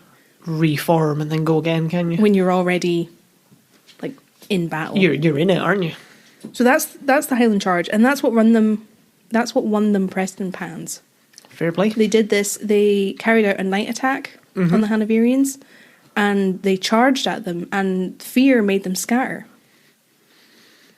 And I know it sounds silly and it sounds kind of funny, but you can't really blame them. Like, if you imagine what that would be like. Yeah. Being attacked when you're not expecting it by that tactic, you would be scared. Absolutely. You just get immediately routed. Especially if you're lying in your bed. Exactly. Now, this defeat was particularly embarrassing for the leader of this Redcoat force, a man called John Cope. This battle and this defeat ended his career in combat. He never led an army in battle again. Just sort of lost his right to at that point. Well, yeah, because what basically happened is that when his soldiers panicked and started like scattering, they left themselves vulnerable to the charge because they weren't a united front anymore. Yeah. So because they moved around so much and they tried to run, the Redcoats ended up facing attack from the Jacobites on 3 fronts. Oh. Which isn't what you want at all. They were being attacked from 3 different directions. Yeah, that's not good. So the Hanoverians were defeated in about 15 minutes. Oh. 15 minutes. 15 minutes and you've lost. Was that Edinburgh? This is Prestonpans. Yeah, you've lost Prestonpans. They'd just been defeated at Edinburgh. Sorry to the Odin fans in the room. He is now in his bed. They were defeated in about 15 minutes. And while lots of Hanoverian soldiers fled the battle, apparently between 300 and 500 of them were killed. Damn. In 15 minutes. That is a bloody onslaught. And on top of that, somewhere between 500 and 600 of them were taken prisoner by the Jacobites. Ooh. That's rough. A very humiliating defeat. That is. You don't really have a leg to stand on as the commander guy, do you? No, not really. John Cope was pulled up by his superiors after Culloden in 1746, once the Rising wasn't as much of a threat. And he was actually court-martialed for this defeat. Fuck. But he argued that it wasn't his fault, that there was absolutely nothing he could have done. In a letter he wrote, "I cannot reproach myself. The manner in which the enemy came on was quicker than can be described, and the cause of our men taking on a destructive panic." So yeah, he's just saying, in the face of that, there was nothing he could have done to make his men stay. I think that's fair. That's one of those things that it's much easier in hindsight to be like, oh, well, why didn't you know they were going to do this? Exactly, especially when there was this kind of underlying view of the Highlander as primitive and, they don't know anything about being in an army, which wasn't true. Yeah. They were far more modern and organised. Bonnie Prince Charlie's never seen combat. Exactly. What are they going to do? Exactly. So that was the general view. It was very humiliating, but he said that there was nothing more he could have done. I think that's fair. And he wasn't executed. Oh, that's good. But I don't know why. For some reason, I always think of execution when I hear about a court-martial happening. Me too. But that isn't just what court-martials are for. Oh. It's the judicial system for the army. Oh, yeah, I always assume execution as well. So do I, but it's silly. I would have thought, forced to retire would have been fair. Well, yeah, because he was defeated. Yeah, he was defeated, and he shouldn't have been. Even if he underestimated them, he shouldn't have. But court-martialing seems a bit harsh. But see, the problem with that is, after Prestonpans, Cope he had to give up his position. Mm. And then there were two other men who, throughout 75 and 76, had taken on his position. Both were defeated in battle. So all three of those officers were court-martialed. Oh. But they were exonerated. So even the people who took on the position after him couldn't get the job done. Yeah. Well, at what point is just... you're just overestimating what they can do. You can't just court-martial everyone who fails. Mm-hmm. Seems a bit harsh. In the end, because they were exonerated, it was the normal soldiers who were blamed. The court officially blamed, quote, the shameful conduct of the private soldiers, unquote, and said that that's what lost them the battles, not the officers. Harsh. Very harsh. But Cope's reputation never recovered. Yeah. He was ridiculed, and he had to give up any hope of advancing in his military career. Man, how did he cope with that? You can tell I'm ill because I'm weak. A rumour about Cope, a really nasty joke, went round about him after Prestonpans, saying that he fled the battle so quickly that he brought the news of his own defeat.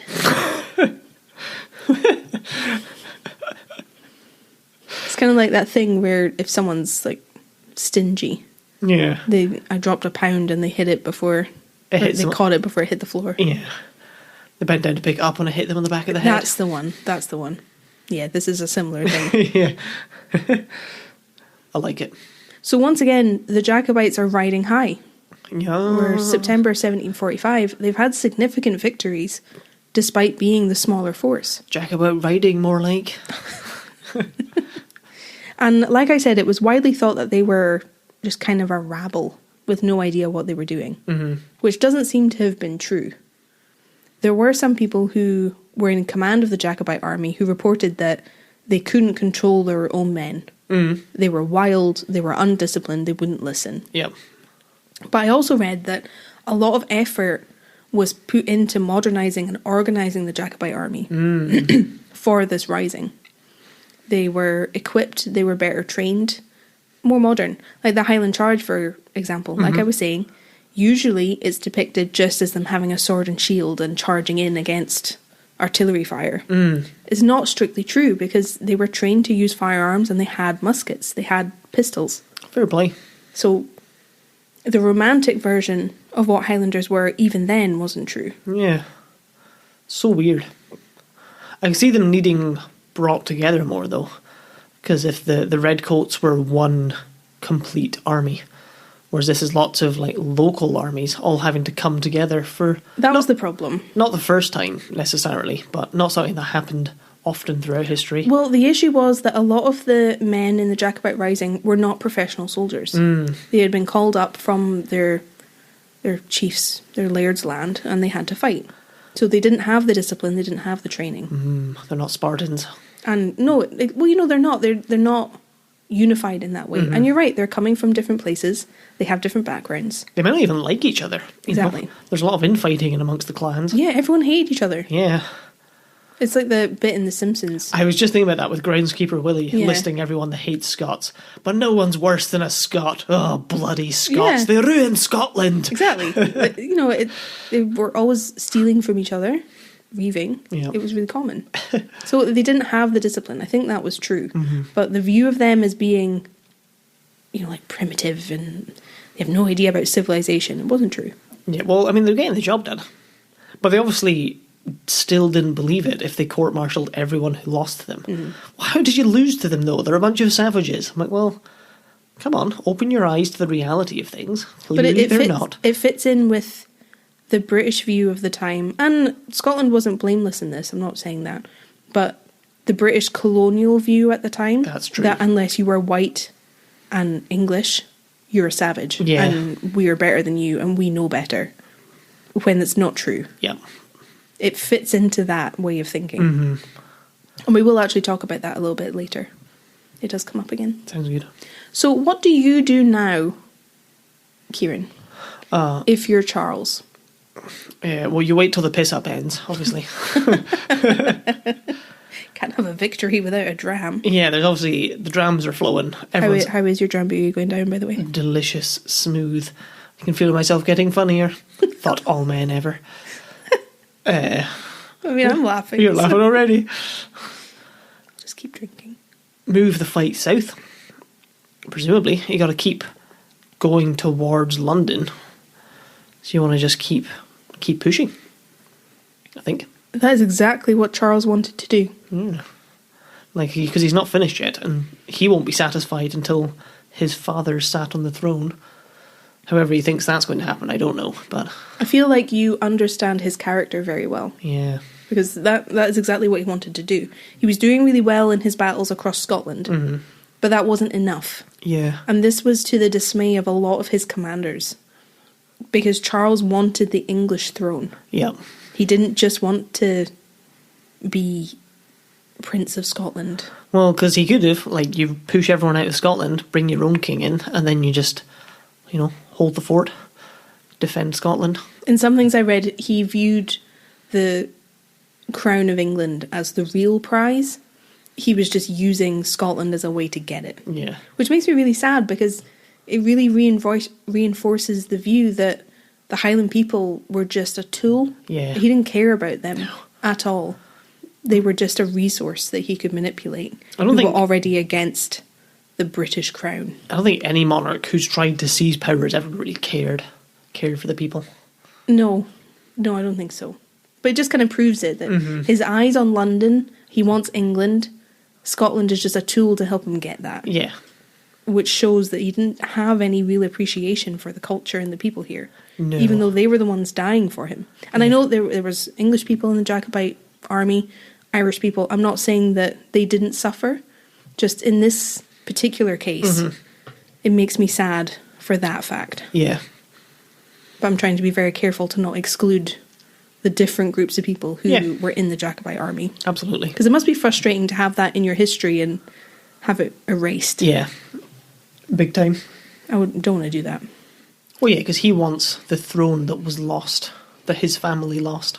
He wants the unified crown, which isn't what a lot of his supporters signed up to help him get. Yeah. Because there was the understanding that he would be king, but he would separate the two. But his eyes on London.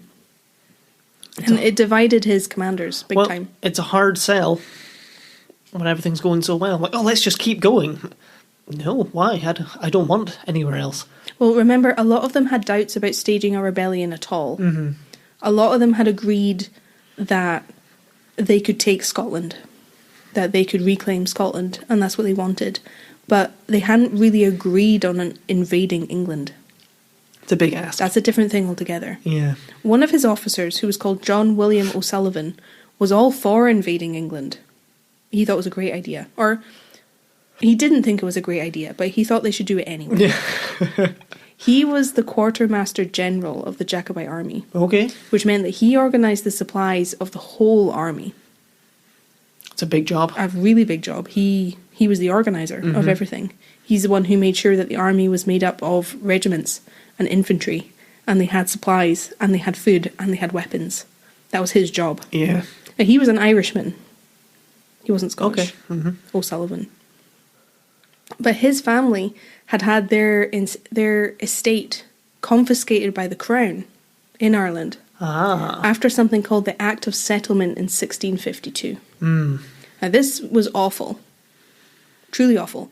This law effectively ordered everyone who lived in like eastern parts of Ireland, on the eastern side of the River Shannon, I saw, they had to leave their homes and move west.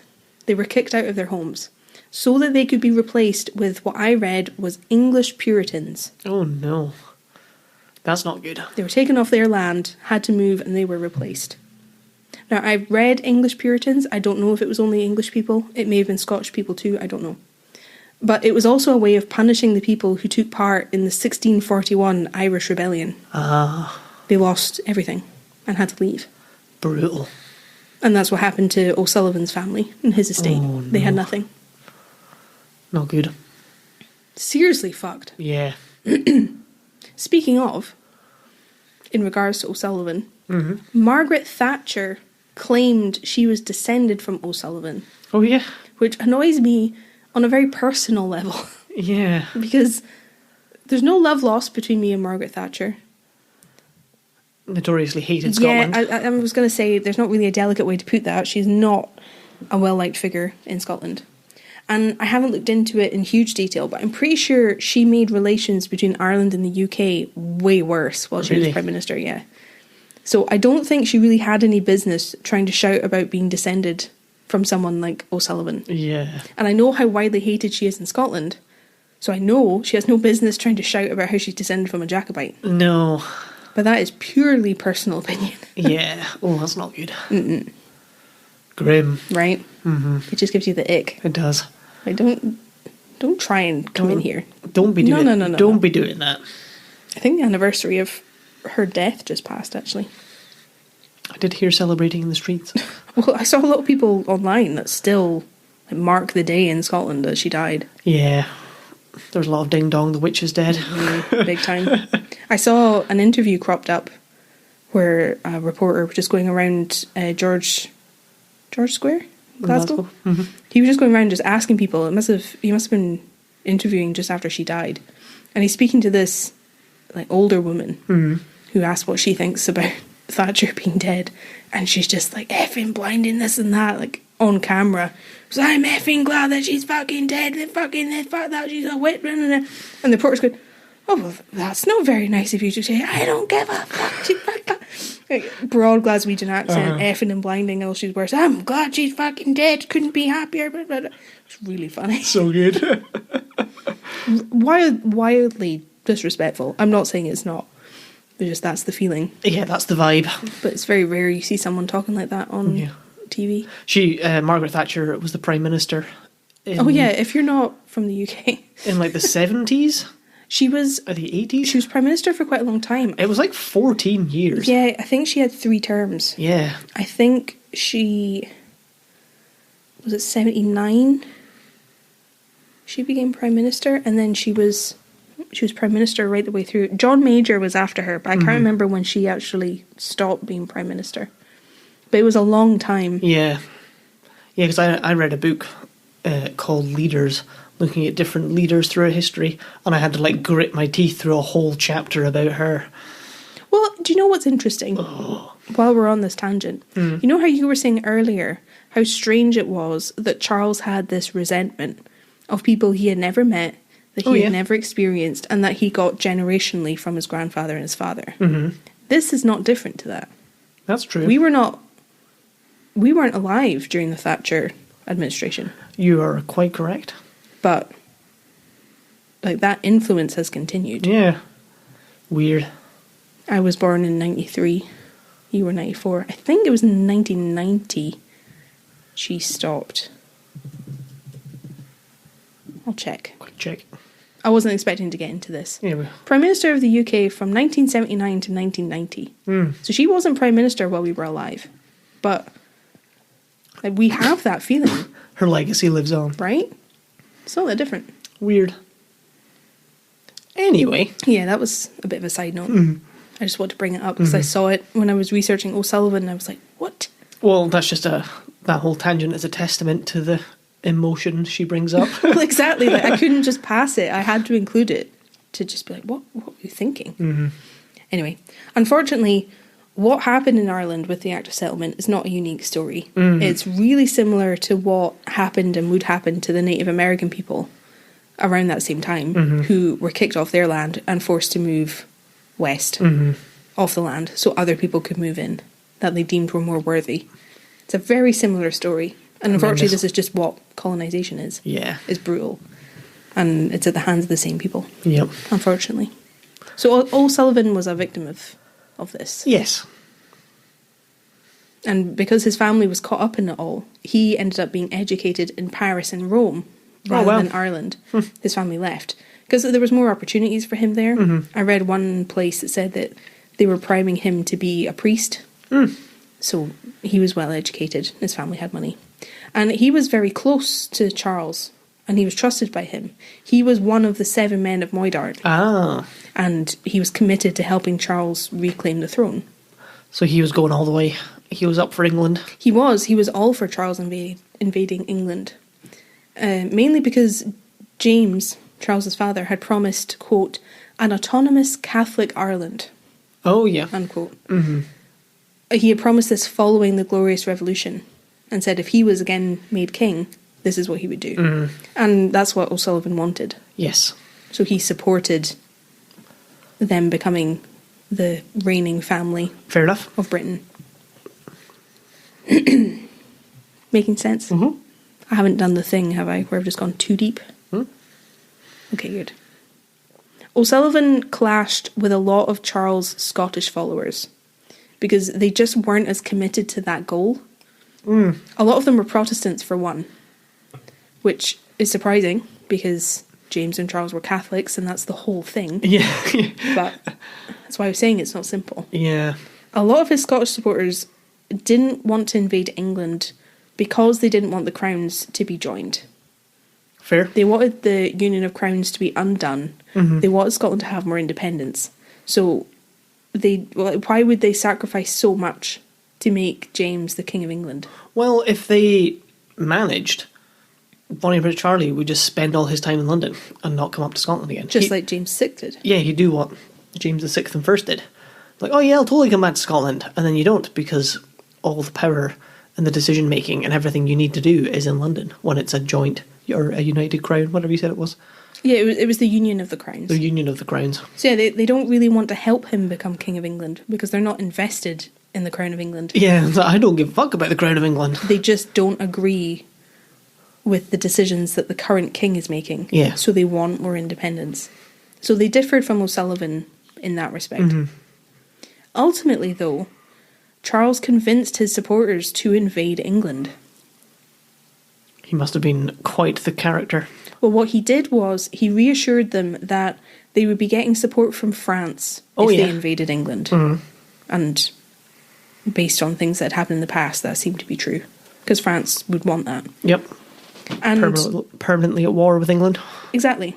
And Charles also assured his commanders and his officers that not only would they be joined by troops from France, who would bulk up the numbers, he was convinced that once they invaded England, the Jacobites who supported him would join as they travelled south, once they saw them invading. Yeah, I wondered if that's what he had in his head, that that's how they'd conquer London and the full British army, that they just kind of snowball how many troops they have. I mean, at least now he has a little bit of proof.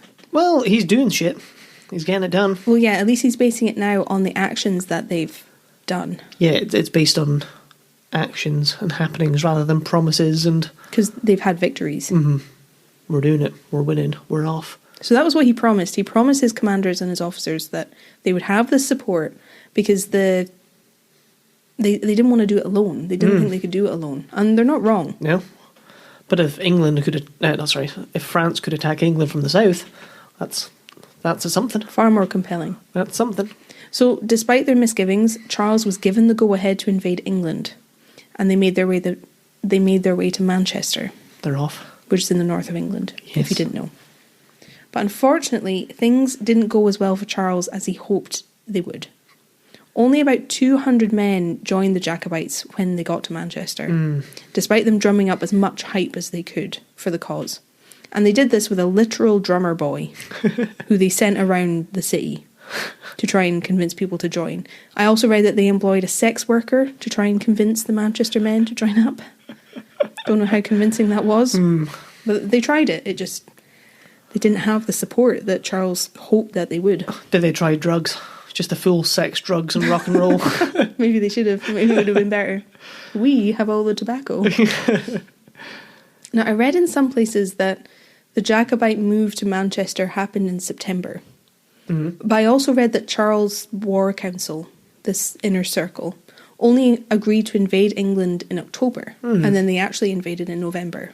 Well, that seems more likely. It does. I've read both. If they were battling in September. I was a little bit confused. I wondered if it meant there was technically 2 invasions of England, that maybe they just went to Manchester the first time. And then the second time, which was later, was the proper invasion. Maybe. And maybe the first time was just to drum up support. Mm-hmm.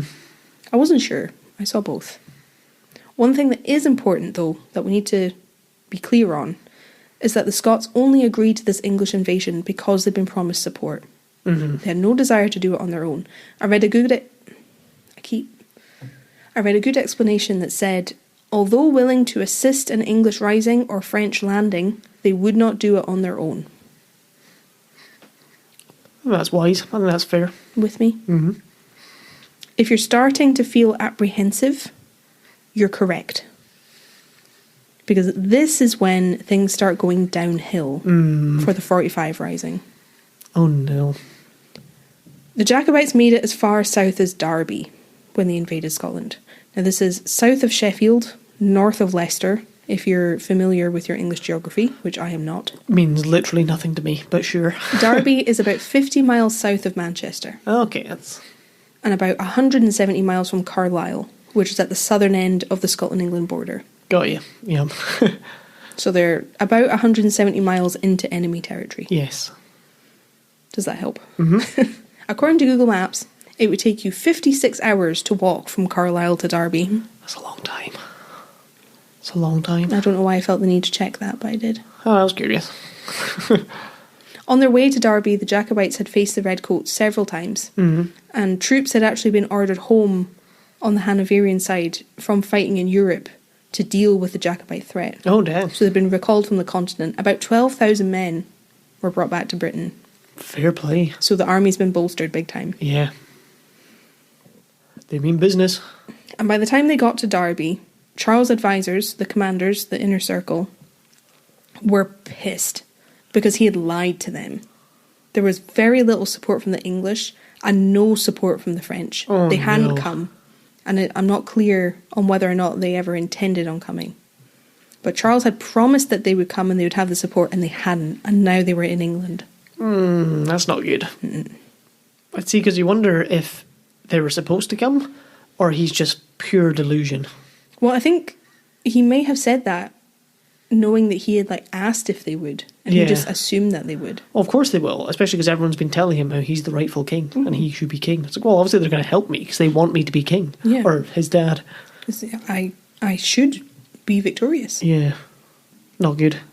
No, not good at all. They were really, really angry. Ultimately, it was a man called George Murray who made the decision to order a retreat from Derby. And he was one of the big leaders. And he'd actually started out on the Hanoverian side under John Cope. He was his depute. Damn. But George had defected in September. I wondered if there was any defectors. He did, and he joined the Jacobites. And he quickly rose up the ranks. He had the experience, and he became part of this inner circle.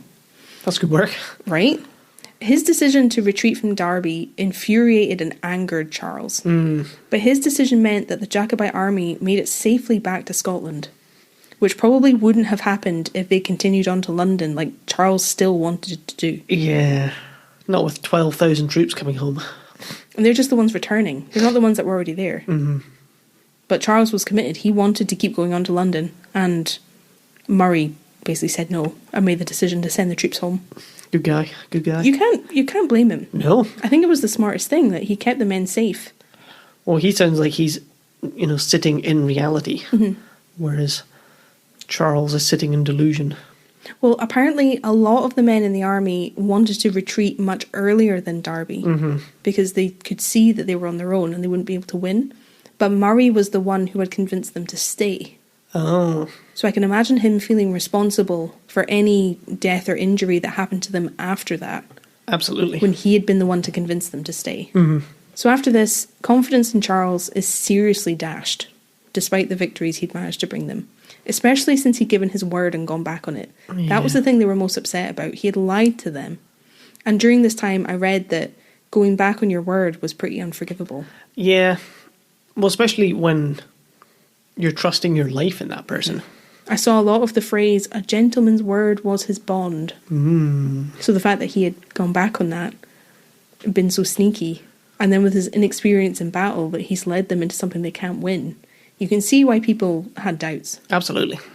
Unfortunately, what made it even worse at this point, it was after the Jacobites retreated from Derby that the Hanoverians came under new leadership. Oh. They were now under the control of Prince William, who's better known as the Duke of Cumberland. Arguably even better known as the Butcher of Northumberland. Yeah. It's not good. You know him? I know the name. So let's talk about him a little bit. Yep. He has entered our story. William was the youngest son of King George II. Yep. And he was 24 when he became the leader of the fight against the Jacobites. Fair play. He was only 24. What made me like him even less, doing my research, was learning that he was known to be his parents' favourite. No parent should have favourites. I know. It's sick and it's wrong. But he was their favourite because he was athletic and he was brave and he was obviously well suited to a military life. Just makes you crinkle your nose, doesn't it? It's gross. Like you've smelled something bad, oh no.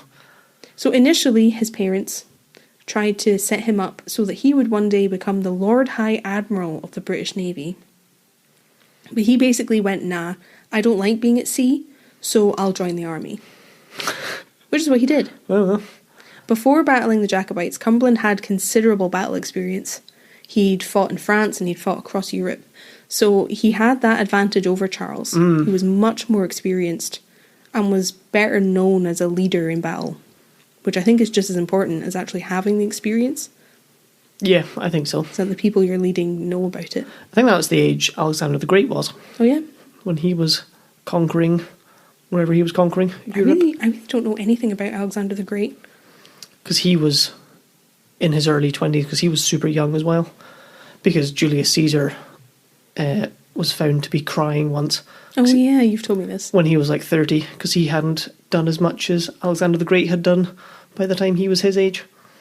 So yeah. I mean, I would argue we're more accomplished than Alexander the Great because we have a podcast. Well, he didn't have a podcast, did he? We've not killed anyone. That's pretty good. I'd say that's pretty good going. Well, that's pretty good going. Yeah, Cumberland was only 24. Crazy. And he was widely known as being very strict, and he led a very disciplined army. And he was in charge of 9,000 men at this point. Damn. They were the ones who were tasked with squashing the Jacobites, which was more than Charles had. So he had that advantage too. So now he was the one in pursuit of the Jacobites as they retreated out of England. That's not going to feel good as a Jacobite. No. Like, you've reluctantly gone into England, been promised all this help. All this help doesn't come. It's like, okay, maybe we should go home again. And then you find out there's this butcher in charge of 9,000 men chasing you home. He didn't have this nickname yet. Okay, well, there's this renowned royal general. Well, yeah, he's the Prince of England. Coming after you. Or one of the princes of England. It's not going to feel good. No, the chase is on, and I'm sure they felt it. In the words of Terry Pratchett, wheelie, wheelie, wheelie. Wheelie, wheelie. The two armies met at Falkirk as the Jacobites were retreating north. And the Jacobites were victorious again. Oh. Because they had the help of French reinforcements. Finally, they had help. And this was in January of 1746. So we're into winter. I don't think Cumberland himself was present for this battle because there were different divisions of the armies. Yeah, that makes sense. So I read that the reason this battle happened at all was because the Redcoats were heading for Stirling because the Jacobites were besieging Stirling. But they got waylaid at Falkirk by the Jacobites. So there's different groups. They're spread across the country and doing different things. This battle was apparently very bloody, with the Highlanders fighting in close quarters. They used their dirks and swords a lot. A dirk is a small sword or a very large dagger. So it was uncomfortable, very close quarters and very bloody. But they won again. And it's very obvious I'm not a military historian, because that's all I'm going to tell you about the Battle of Falkirk. I mean, that's all we need to know, I think. Well, what's important to know was after Falkirk, and after attacking Stirling, the Jacobites retreated even further north. The goal that they had now was to stop Cumberland and his army from taking Inverness.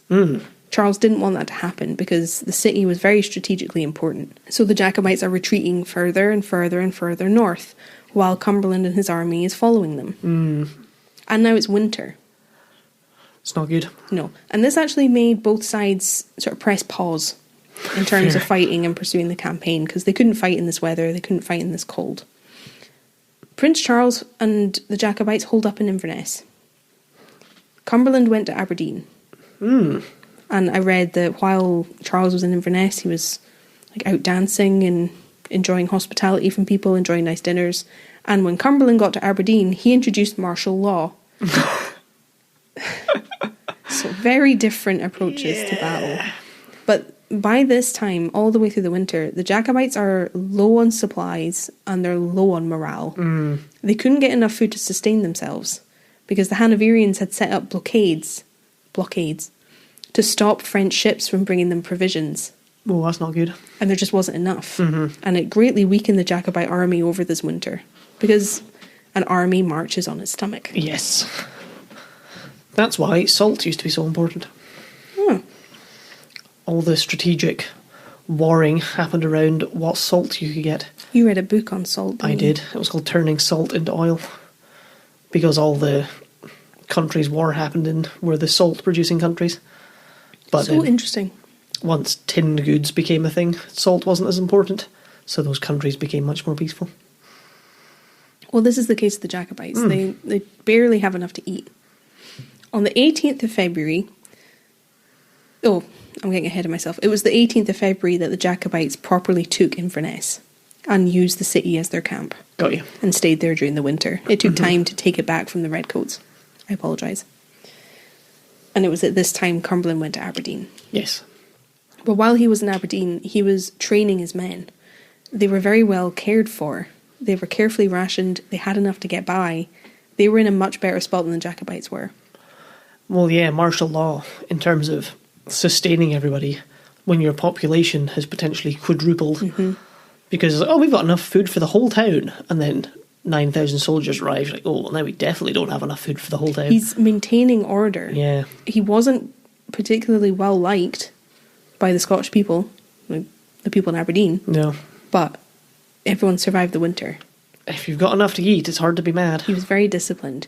And during this time, Cumberland had been watching very carefully. And he had been learning from the mistakes of the Hanoverian army up until now.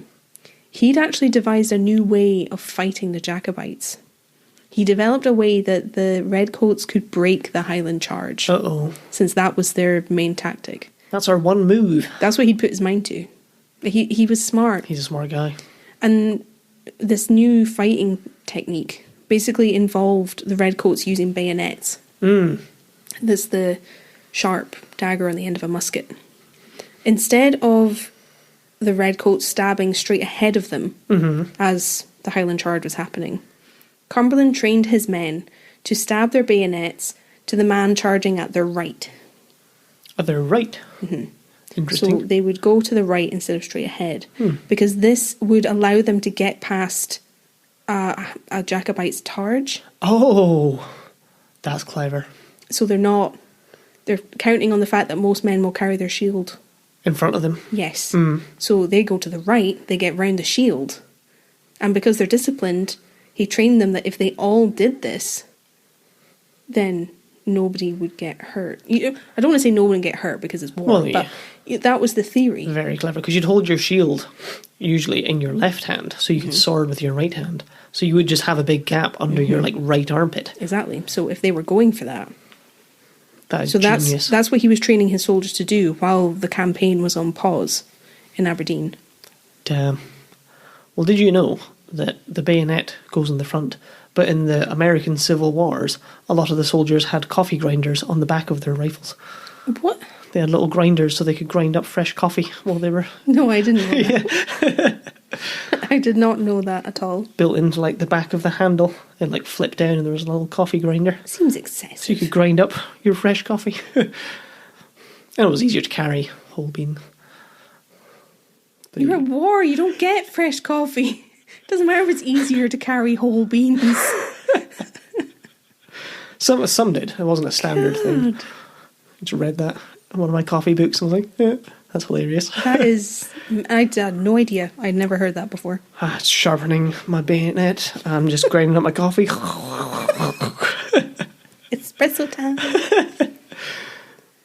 And yet, I have it in my notes that this technique sounds deceptively simple, Yes. but you would have to train your forces to do this in unison, and they'd have to trust each other, because if one person didn't do it, it doesn't work. Well, it's quite a thing to say the idea and that it would work, but then if there's a person charging directly at you, looking you in the eye, being like, I'm charging at you, Yeah. you have to not make their eye contact and look at the person on their left. Hard. It's tricky. Mm-hmm. It was very clever, I felt, and I hate saying it, but it's I know. the truth. It's the truth. By the time that April came, we're in April 1746. Who's she? Well, if you remember, Kieran, this is the month of the Battle of Culloden. Oh no. We've made it. The weather improved, Good. because it's April.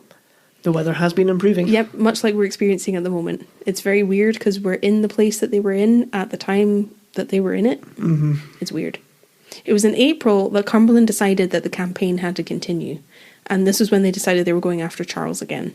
So they'd had a few months to sort of shelter from the weather, maintain their health, their strength.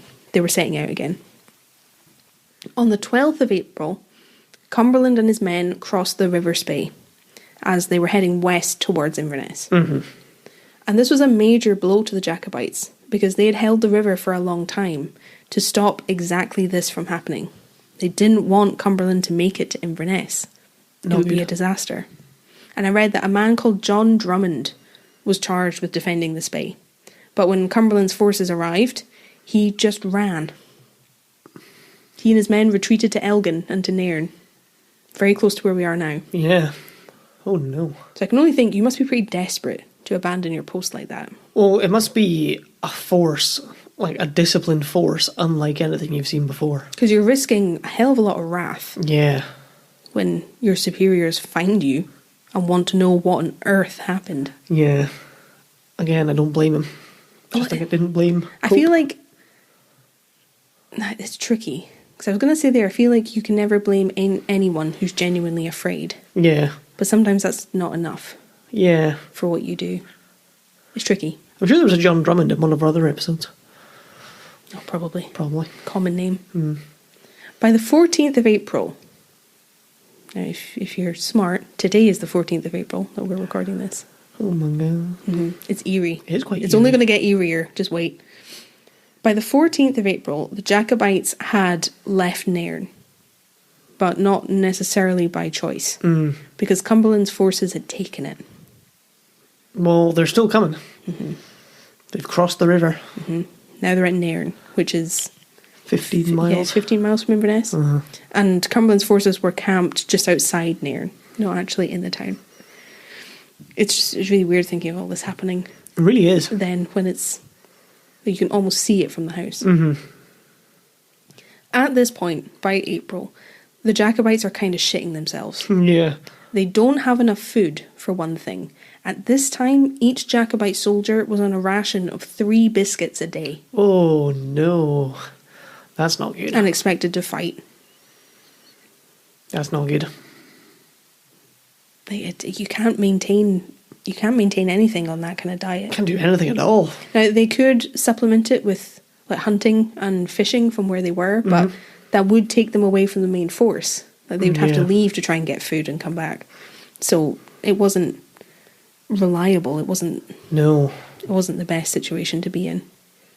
Now, what made it worse was that when Cumberland's army arrived at Nairn, not all of the Jacobite army had made it to Inverness. Oh. They were still scattered at this point. The main force wasn't in Inverness. Yeah. They were summoned urgently because they knew that Cumberland's men were only 15 miles away. But they can only get there when they get there. Well, it's one thing to drive the 20 minutes from Nairn to Inverness, half an hour, but to walk or to run, you're not gonna get anywhere quickly. Well, I mean, if they're stationed or they've been defending Fort Augustus, that's at the other end of the loch. It's a long way. You know, they were in a bad spot. Mm-hmm. They didn't have their full force, and Cumberland's army was bigger than their full force. Probably shouldn't have partied all winter. Yeah. But they have to do something. They have to make some kind of plan when they see that the Hanoverians have arrived. They can't just wait for their men to come, because Cumberland isn't going to wait. Charles discusses their best options with his commanders, this inner circle that I talked about. Going, oh shit, oh shit, oh shit, oh shit, oh shit, oh shit. Yeah, rightly. He's in the shitter. Lots of his commanders felt that a guerrilla attack was their best option. Attacking at night, attacking using stealth, because the Highlanders in the army were well suited to that style of fighting. Historically, they've done very well with that. So they thought this was their best chance, a surprise attack.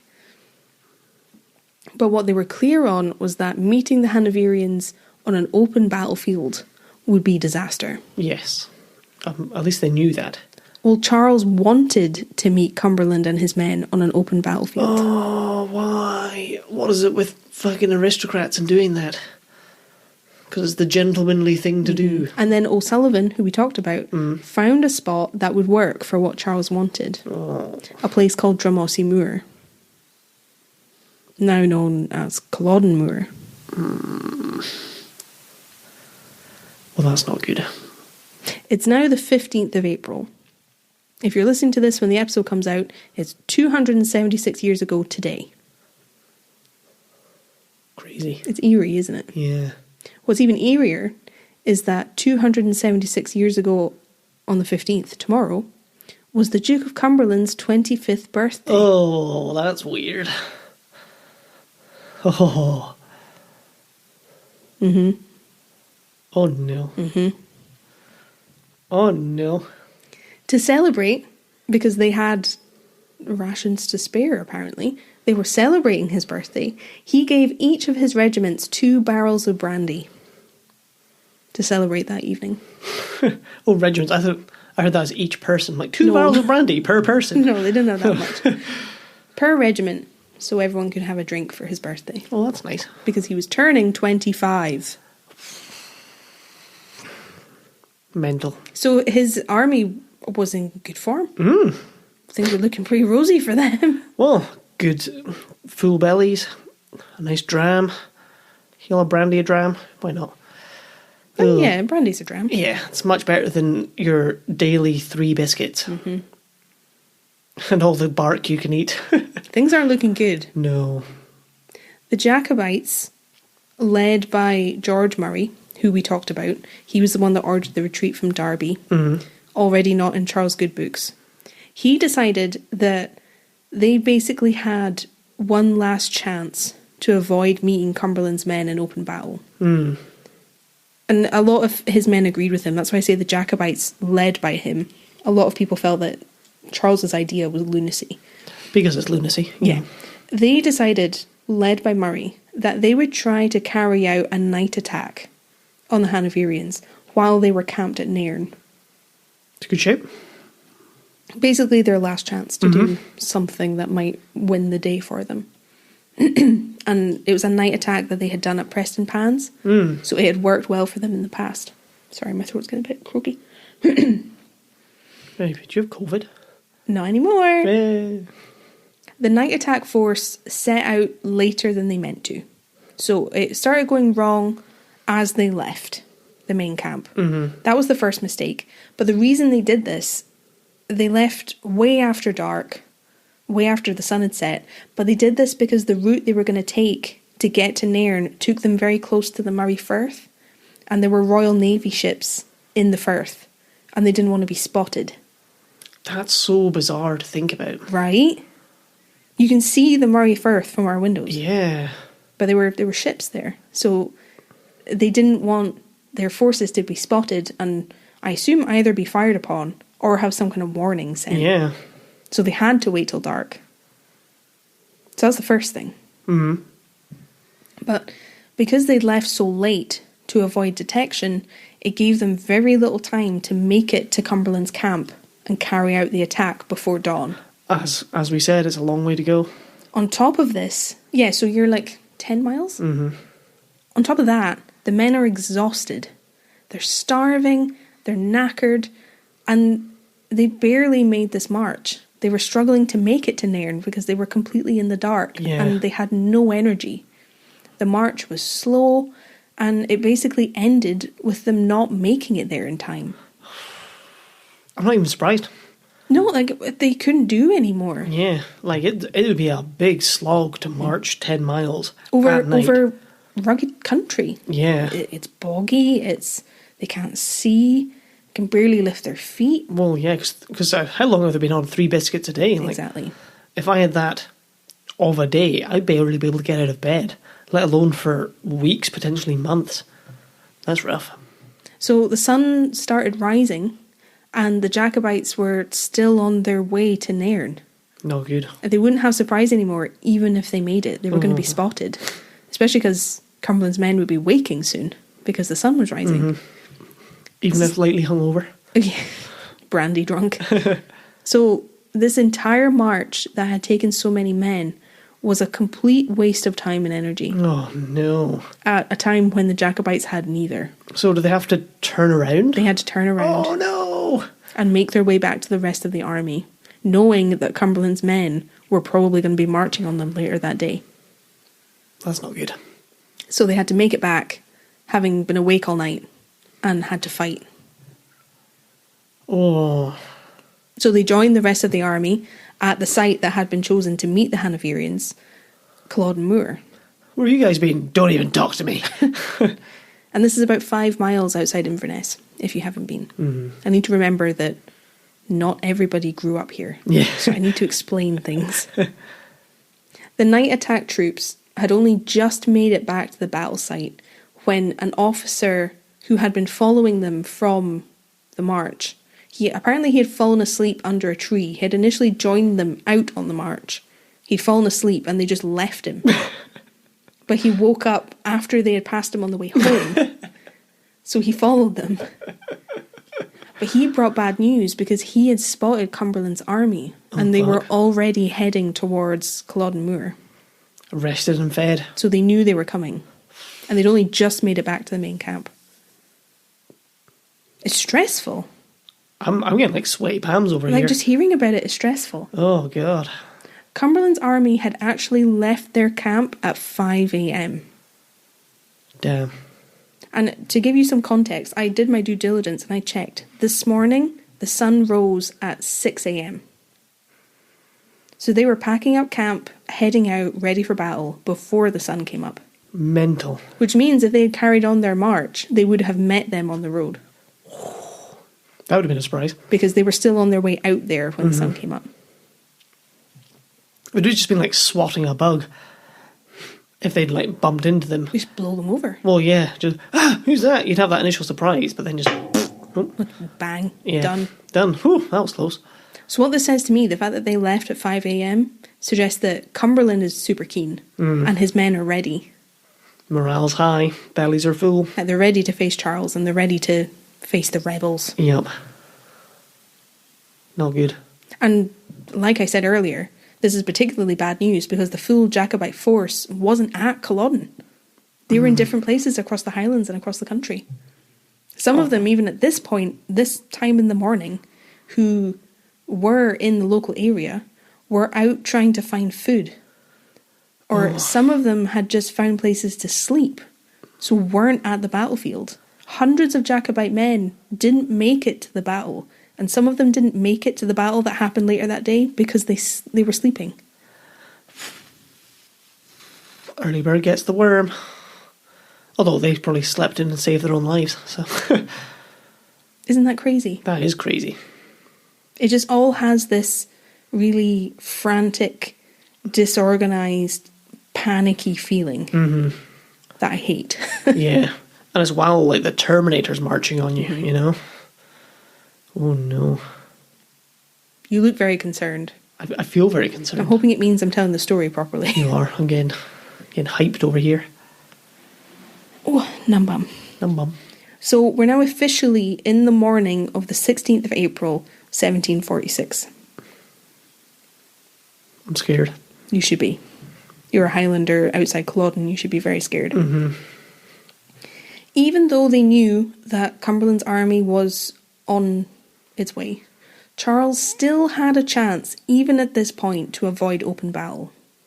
And this was put to him by his men. His commanders basically begged him to leave Culloden, to retreat to Inverness, because that would give them a better defensive position. If they moved to the city, they could hold the city better than they could meet Cumberland's men on an open field. Yeah, it's just ego that he wants to meet them in open battle. Even his French supporters pleaded with him to abandon this idea of open battle. Oh, no. And they were keen for him to fight Cumberland. Even they were saying, don't do this. This is stupidity. Mm-hmm. There are other places you can go. Even other places were put forward as a battle site, and they were rejected. Oh, he's gone mad. He was determined. He's gone to the bad place. And he's, I think, showing his inexperience. Mm-hmm. How It's old? just delusion. Yeah. How old is he again? What did you say, 18? He's 25, He's also 26. 25. He was born in 1720. So Okay. he and Cumberland are fairly evenly matched when it comes to age. Mm-hmm. Just not experience. Mm-hmm. So Charles isn't backing down. Ugh. He's not listening to the advice that he's been given. And as the morning went on, it began snowing. Now, I know that sounds bizarre to some people, but we had snow here about a week ago. Yep. And it nearly killed all the new plants and vegetables that we put down. That was upsetting. It's the lambing snow. It's a lambing snow. It happens. And this happened on the morning of the 16th of April, 1746. And it was coupled with heavy hailstones, which we also had about a week ago. Yeah. Always unpleasant. What this meant was it made the ground of the moor soaking and really muddy, and the ground of the moor was already quite boggy, so it's made that a lot worse. But the snow and everything stopped before the battle started, but it had an impact on the ground. Yes. And now everyone's cold and freezing.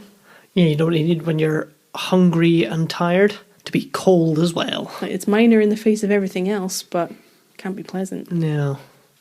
But still, Charles would not back down. He refused to leave the battlefield. That was where he wanted to meet Cumberland and his men. He decided that they were going to fight then and there. No more running, no more retreating. This was going to be it. And just bear in mind how painful it is, particularly, I know I feel it, knowing he did not care about these men. Yeah.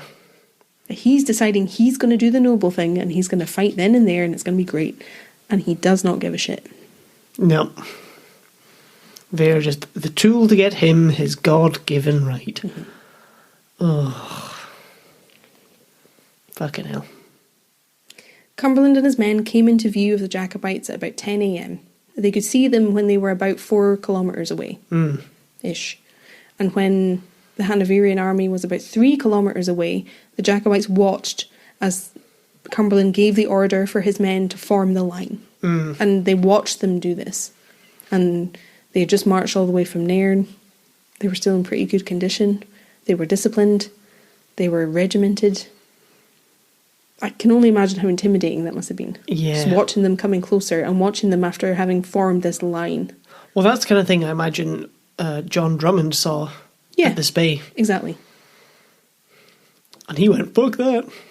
Well, I want to say that what happened next was in true Scottish form. But it wasn't only Scottish people that were part of the Jacobite forces. But when the Jacobites saw the Hanoverians come into view and form the line and do the intimidating thing, yada yada, they started jeering at them. Across the field, they started shouting abuse and singing songs at them. Very nice, very nice.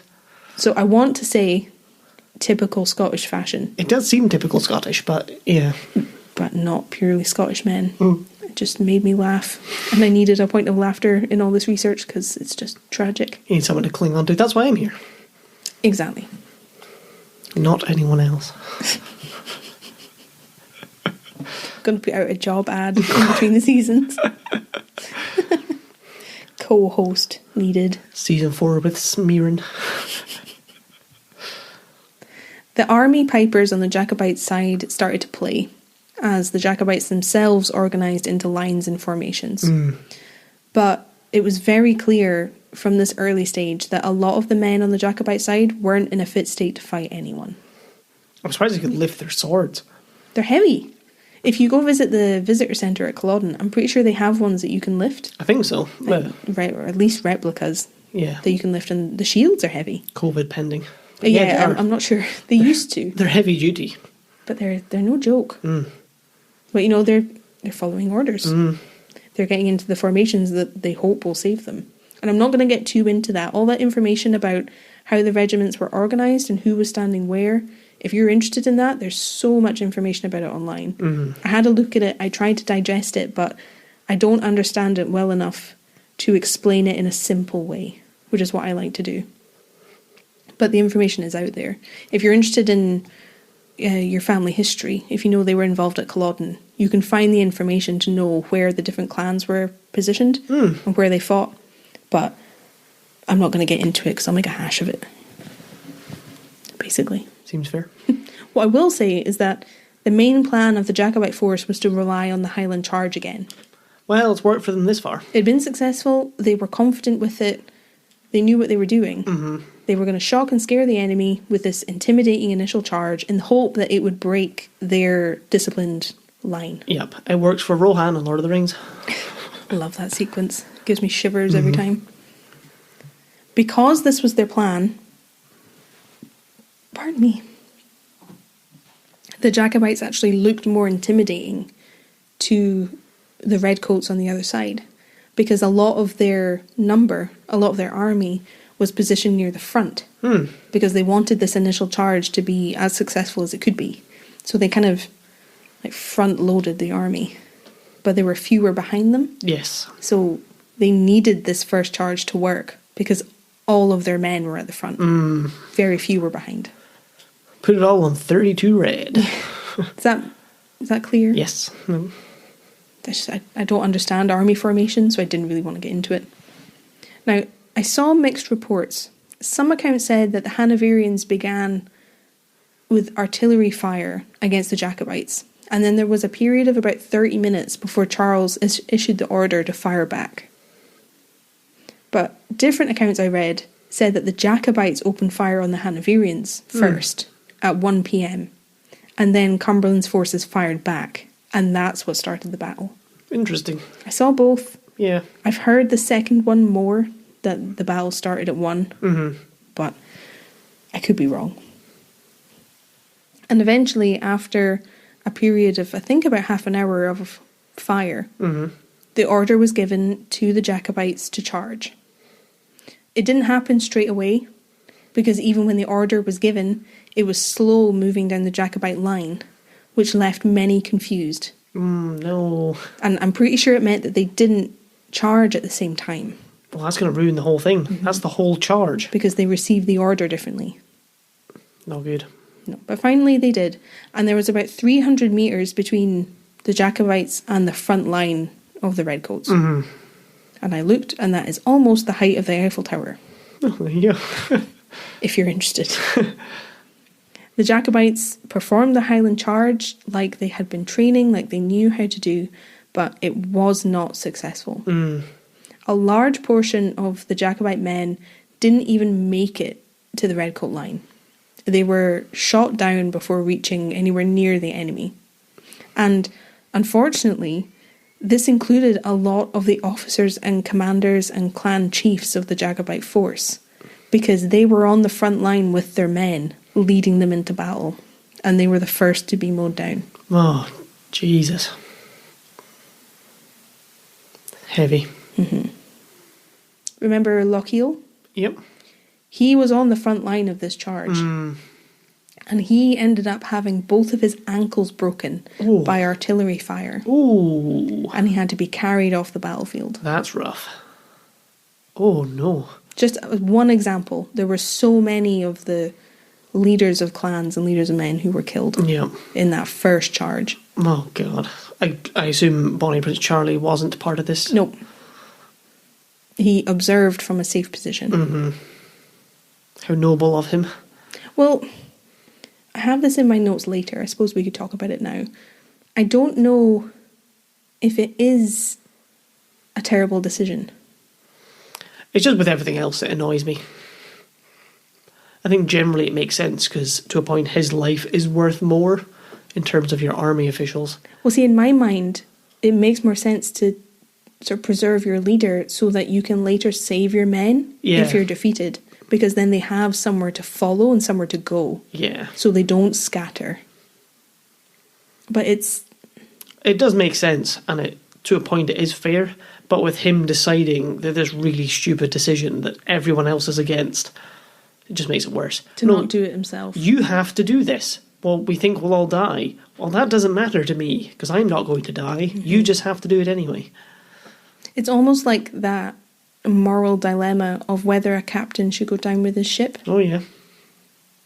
Because there's no explicit order that a captain has to stay on his sinking ship. Yeah.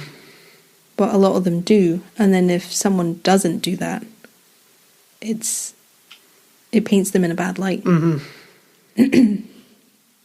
Strange. It's tricky. It's tricky. I just don't like this guy. That's the main problem. No, I don't blame you at all. He's definitely not a hero in my books. No. I'm not trying to say he is. But it's a difficult dilemma to sort of decide whether it's morally right or morally wrong. Yeah. Is Mr. Cumberland Sausage, is there a statue of him on a hill? No, I think you're thinking of the Duke of Sutherland. Yes, I am. Who was a major figure in the Highland clearances. Which happened after this. Yeah. I couldn't remember. Which we aren't talking about today. That's a whole other mega episode to itself. Yeah. No, I think you're thinking of the Duke of Sutherland. He's got the monument on the hill out towards Golspie and Dornoch. Yeah. Yeah, doesn't matter. I was curious.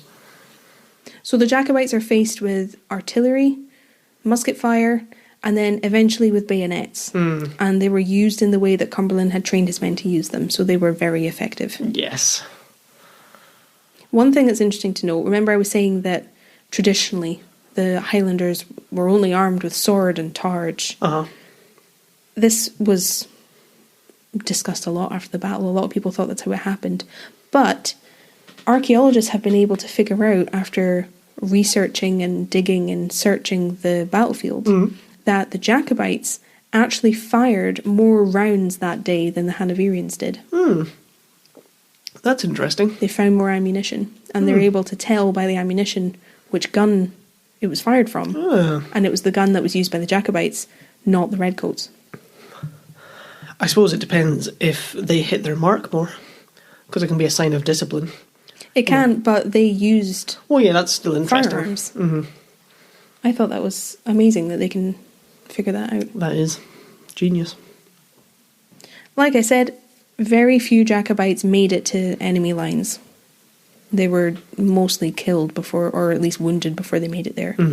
And from what I understand, Cumberland fought with his men. See, he was there. I don't know if he was in the front line. Oh, that's fair. He doesn't have to lead the charge. But he was in the fray. He was on the battlefield. But Charles was kept away from the battle. He oversaw everything from a safe location, quite far away. Maybe it's also just useless. Well, he's just going to shoot everyone in the back of the head. He's never properly been in battle, so I don't know. My guts say that a leader should fight with their soldiers, but my head says that it's more sensible to keep him safe so that the army doesn't falter and they have a mission still. Because that can be very powerful if they have a purpose. Yeah. You know? I understand both. That's always the problem. When you understand both, it's impossible to choose. Yeah. Before long, we're now into the final third of this episode, by the way. Before long, it became very, very clear that the Jacobites were not going to win this battle.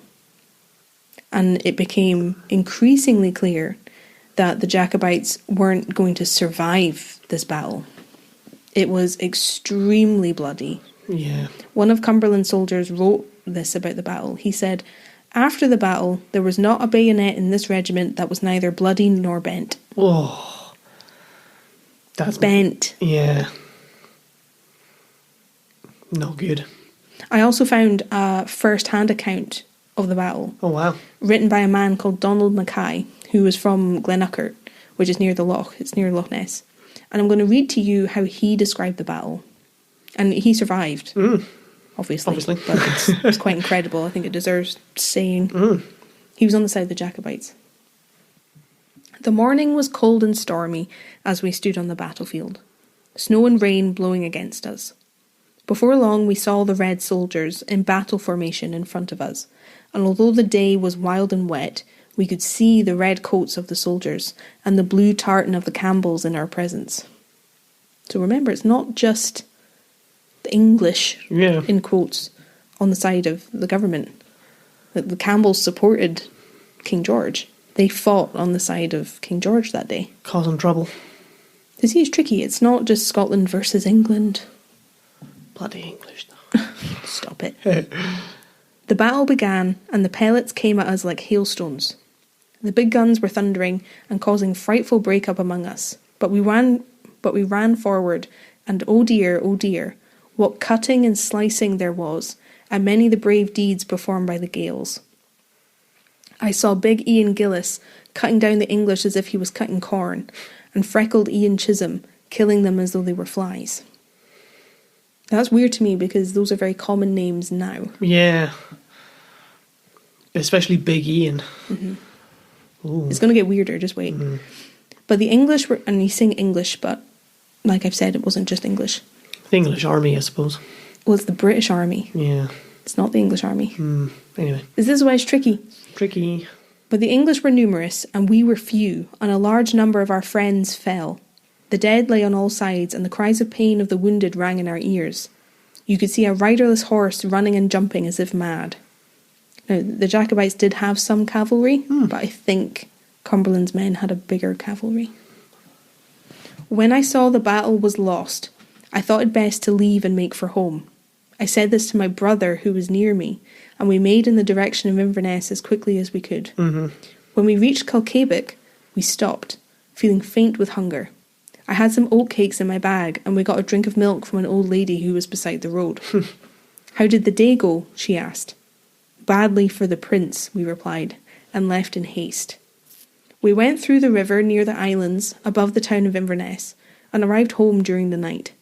My father arrived safely in the morning, and boundless was my mother's joy at having us back home safe and well. Whoa, that's creepy. How many times have we walked through the islands down by the river? Yeah, that's such a popular spot to walk. You walk down by the river. My dad lives in Kilcabic. Yeah. We used to live there. It's a part of Inverness. It used to be a village to itself. That's a weird thought. But yeah, we lived there. My dad lives there. Mental. My granny on my mum's side used to live there. That is eerie. Right? Ooh.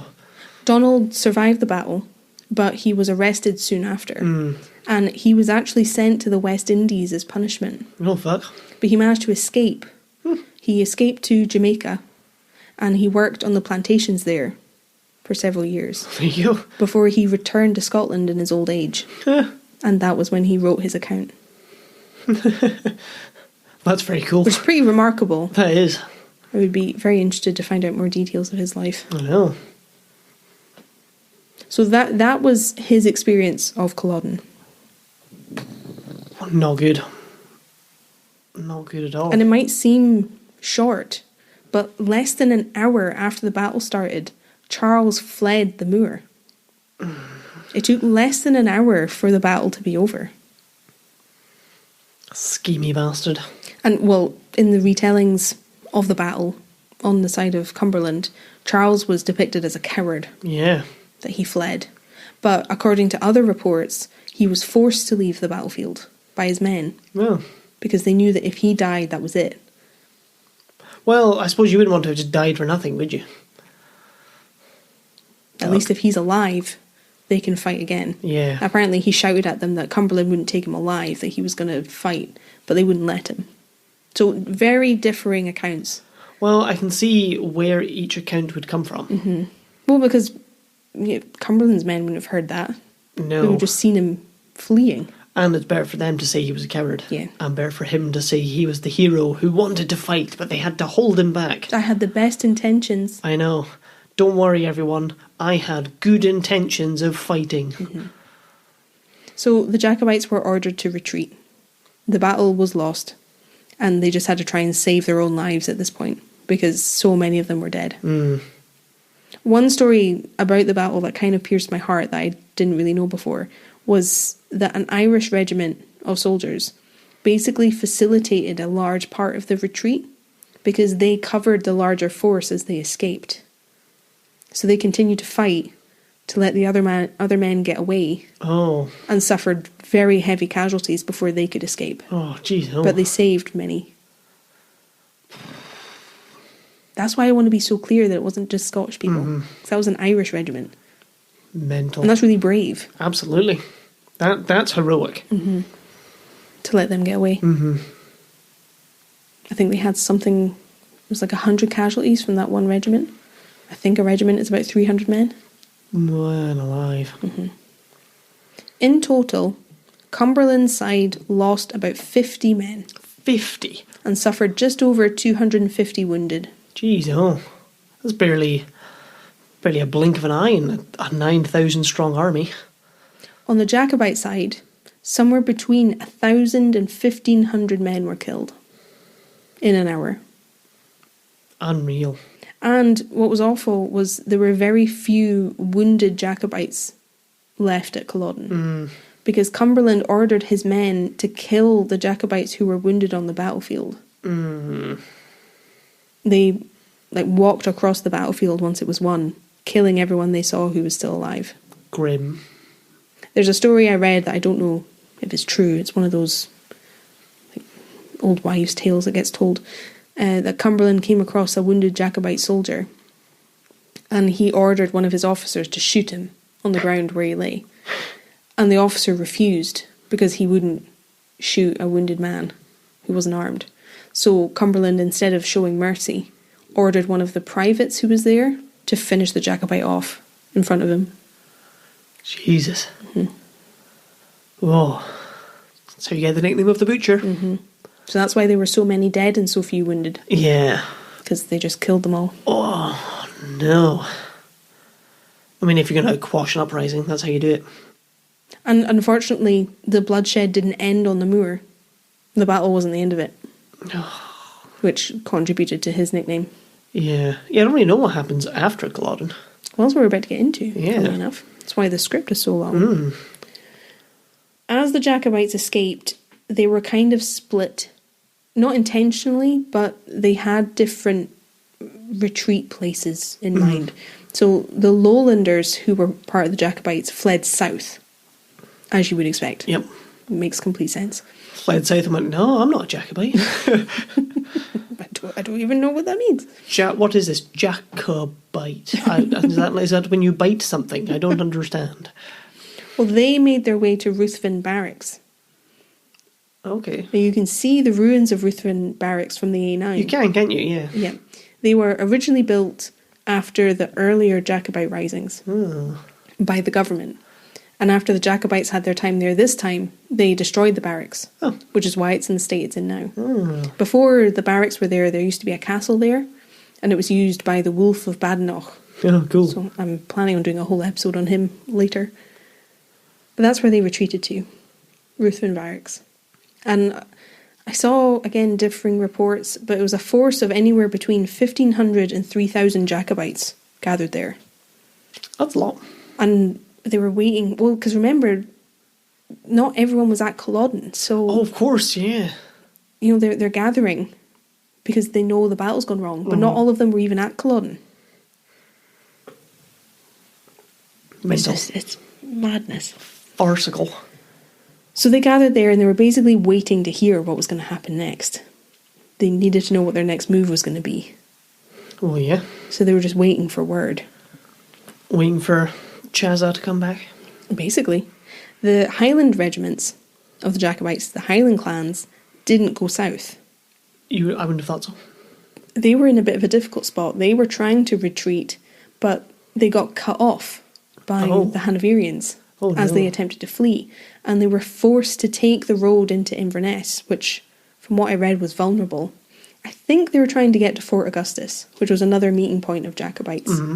I'm not sure, but they didn't go south like the Lowlanders had done.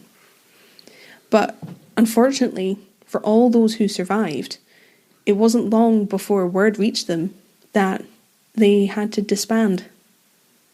There was going to be no fight back. There was going to be no retaliation. Charles had ordered them to disband and fully retreat, which was a crushing blow. Yeah. Considering what they had already sacrificed and what they were fighting for. Yeah, that's rough. Possibly the best choice, though. Like, they'd have just fought to their own demise, I think. Well, we'll see if you think it was the best choice when you hear what happened after Culloden. Oh, okay. Because it was not pleasant. Oh. And it's difficult to talk about. It's horrible. We'll get to Charles in a little bit. I'll tell you what happened to him and how he got on. But for now, we're going to talk about Cumberland and what he and his men did following the battle as the victors. On the morning of the 17th of April, so this is the morning following the battle, Cumberland apparently issued particularly brutal orders to his men. They were written orders, and he was basically reminding his men about these Jacobite orders that had supposedly been found on the bodies of dead Jacobites at Culloden. And apparently these documents were ordering the Jacobites to give no quarter to the Hanoverian forces, suggesting that the Jacobites had been ordered to take no prisoners. So in a roundabout way, Cumberland was reminding and ordering his men to do the same thing. Yes.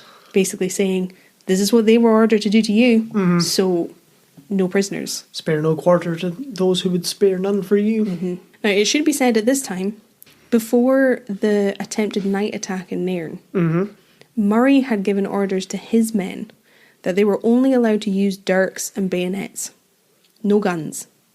And he had explicitly ordered them to use their dirks and bayonets to turn over all the tents. And once they'd done that, when they saw any swelling or bulge, they had to stab it. Okay, yep. That was their explicit orders, which are brutal. Yeah. So, you know, they were bloody. They were out for blood for each other. But the orders that were supposedly found on these Jacobites on Culloden battlefield are thought to be forgeries that were made up. And only one copy of these orders survived the battle, and widely considered to be fake because they weren't written or signed by Murray, who's the one who would have issued that order. So it seems like nonsense that Cumberland made it up. Yeah. That these orders were found as a way to get his men to kill Jacobites who were fleeing. Not good.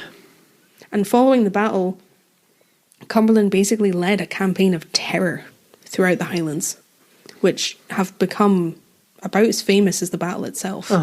Because he and his men hunted down the Jacobites that escaped and executed them.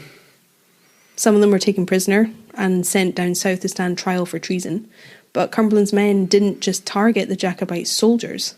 They basically pillaged the Highlands. They destroyed homes.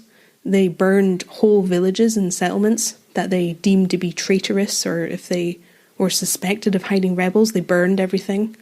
They attacked citizens who weren't at Culloden. It was just awful. Barbaric. They stole livestock, burned crops. I read that over 20,000 head of livestock were stolen by the Redcoat soldiers across the Highlands. And they sold them for profit. Oh, no. They sold the animals. I thought they were at least going to eat them. They sold them further south and kept the profits for themselves, leaving the Highland people with nothing to support themselves. Jesus. It's appalling. That is appalling. That's hard to hear. Cumberland emptied the jail in Inverness when he retook the city after the battle. He let free of all the Hanoverian supporters and filled the cells with the Jacobites. Yep. The Jacobites who were taken prisoner, who weren't just killed, were taken to England to stand trial. And a lot of the time they were kept on these massive ships in like the major rivers of England while they awaited trial. And a lot of them were kept there so long in such bad conditions that they died on the ships before they ever stood trial. Some of them even died on the journey because it took so long for the ships to get there. Oh, fuck. Now, most of the Jacobites who were executed for treason were the high-ranking Jacobites, the major names and the major leaders. But what really surprised me was reading that apparently the lower-ranked prisoners who were taken, who had like the rank of private, low, they either had them draw lots or they drew lots themselves to determine which of them would be executed. Because they never set out to execute them all. They just wanted to send a message. So 1 in 20 of these men were executed. Oh, God. And they drew lots to decide who it would be. Jesus. And a third of the men executed were men who had deserted the British Army. Oh. That's a lot higher than I expected. A third of all those executed. That's more standard, I think, as the punishment for desertion. Oh, it is, but that's a high number. Yes.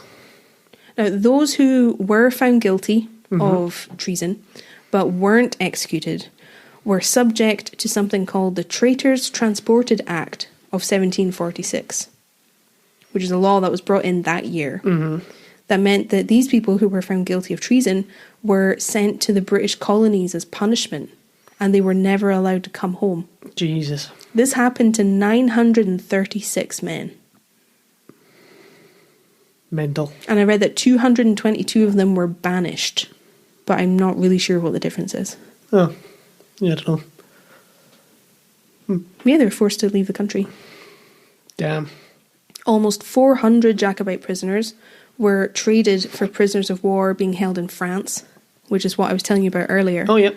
That people who, like, technically weren't Scottish face less risk. They were traded. Because I don't think the British government could execute them legally, because they're not British citizens. Yeah. I'm not really sure. I'm a bit foggy on that. And horrifyingly, there are 648 Jacobite prisoners who were taken by the Hanoverians, and we have no idea what happened to them. Ominous, isn't it? No records. No idea what happened to them. Jesus. That's all I've been saying. Just keep saying that over and over again. This is just horrendous. Just gone. Now, there's lots and lots of stories that came out of the aftermath of Culloden, of people being very brave, people escaping. Lots of wives stepping in to save their husbands, like breaking them out of prison and petitioning the king directly on their behalf. That happened a lot, and it's really interesting. Yeah. But I want to give that the time it deserves, so I haven't talked about it too much here, because this is already very long. But that was something that happened, and it was extremely brave. Especially the wives who broke their husbands out of prison before they were executed. Yeah, absolutely. That's wild. But following Culloden, even after all of the torture and killing and pillaging and stealing, laws were changed and laws were put in place to effectively end the Highland way of life. Oh, wow. And to make sure that a rising couldn't happen again. Well, I suppose if so many clan leaders died, that's going to have a big enough impact on itself. Yeah, big time.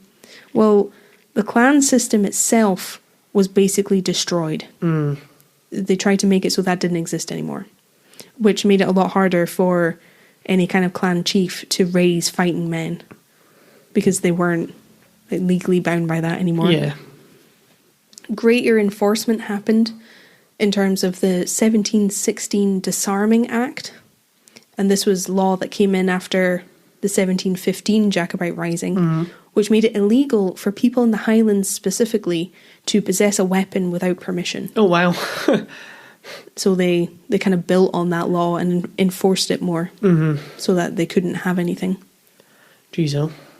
And they would search your home Yeah. to make sure that you didn't have anything.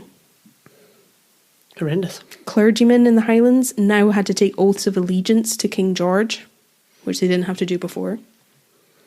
Clan chiefs weren't allowed to, quote, govern justice on their own lands anymore.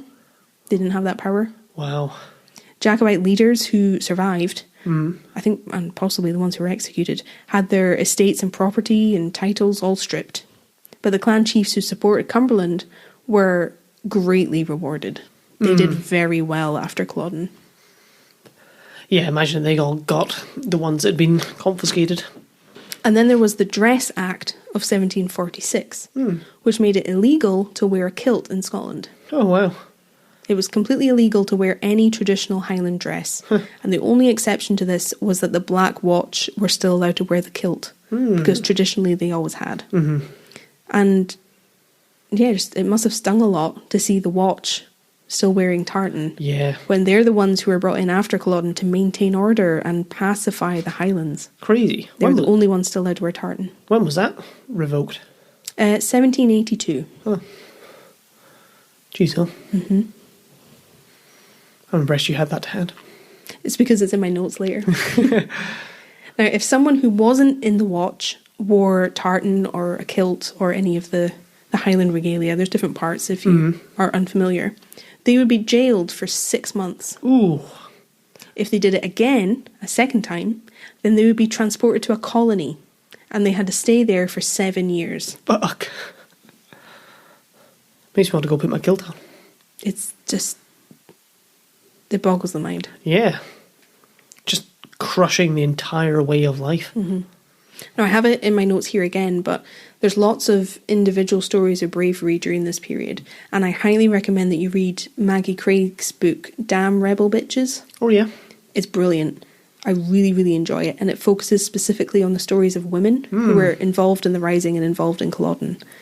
And I don't have time to talk about them. But a lot of them were very defiant in the face of all of this, so I want to bring it up again. Yeah, absolutely. Because it's super interesting and it's a really good book. Now, let's get back to the Jacobites and Charles after Culloden. Yeah, what's he doing? I don't know what his... I almost want to say his comeuppance, because if he had never come to Scotland, none of this would ever have happened. So everything that I've talked about, all of the repercussions and the oppression happened over like a period of months and sometimes years. So we're back immediately after the battle. So I'm kind of bouncing us around a little bit. Yeah. He's hightailing out of there, apparently heroically. Pretty much. The soldiers who gathered at Ruthven and at Fort Augustus, like I said, had received their orders that they were to disband. They found out there was going to be no counterattack. And at this point, quite a lot of the Jacobite leaders gave themselves up as prisoners of war. I assume to save their lives or save their men. Yeah. But that had to have made a big dent in morale. Yes. Now, there's a rumour that Simon Fraser, who was the master of Lovat, and we talked about the Lovat estate in the Boleskine episode. Okay, yep. That's the area that he was served. Or it might have been out towards Bewley. I can't remember. We talked about Simon Fraser. His father was the old fox who was in the Boleskine episode. Oh, yeah. There's a rumour that he switched sides right at the last minute in order to save all his money and all his estate. Sneaky. He had been on the side of the Jacobites, but apparently as they tried to flee into Inverness and then out, he had his men barricade the way so that they would be caught by the Redcoats. Oh no, that's no good. And I think the reason this exists is because Lovat did very well after Culloden, even though he was on the side of the Jacobites.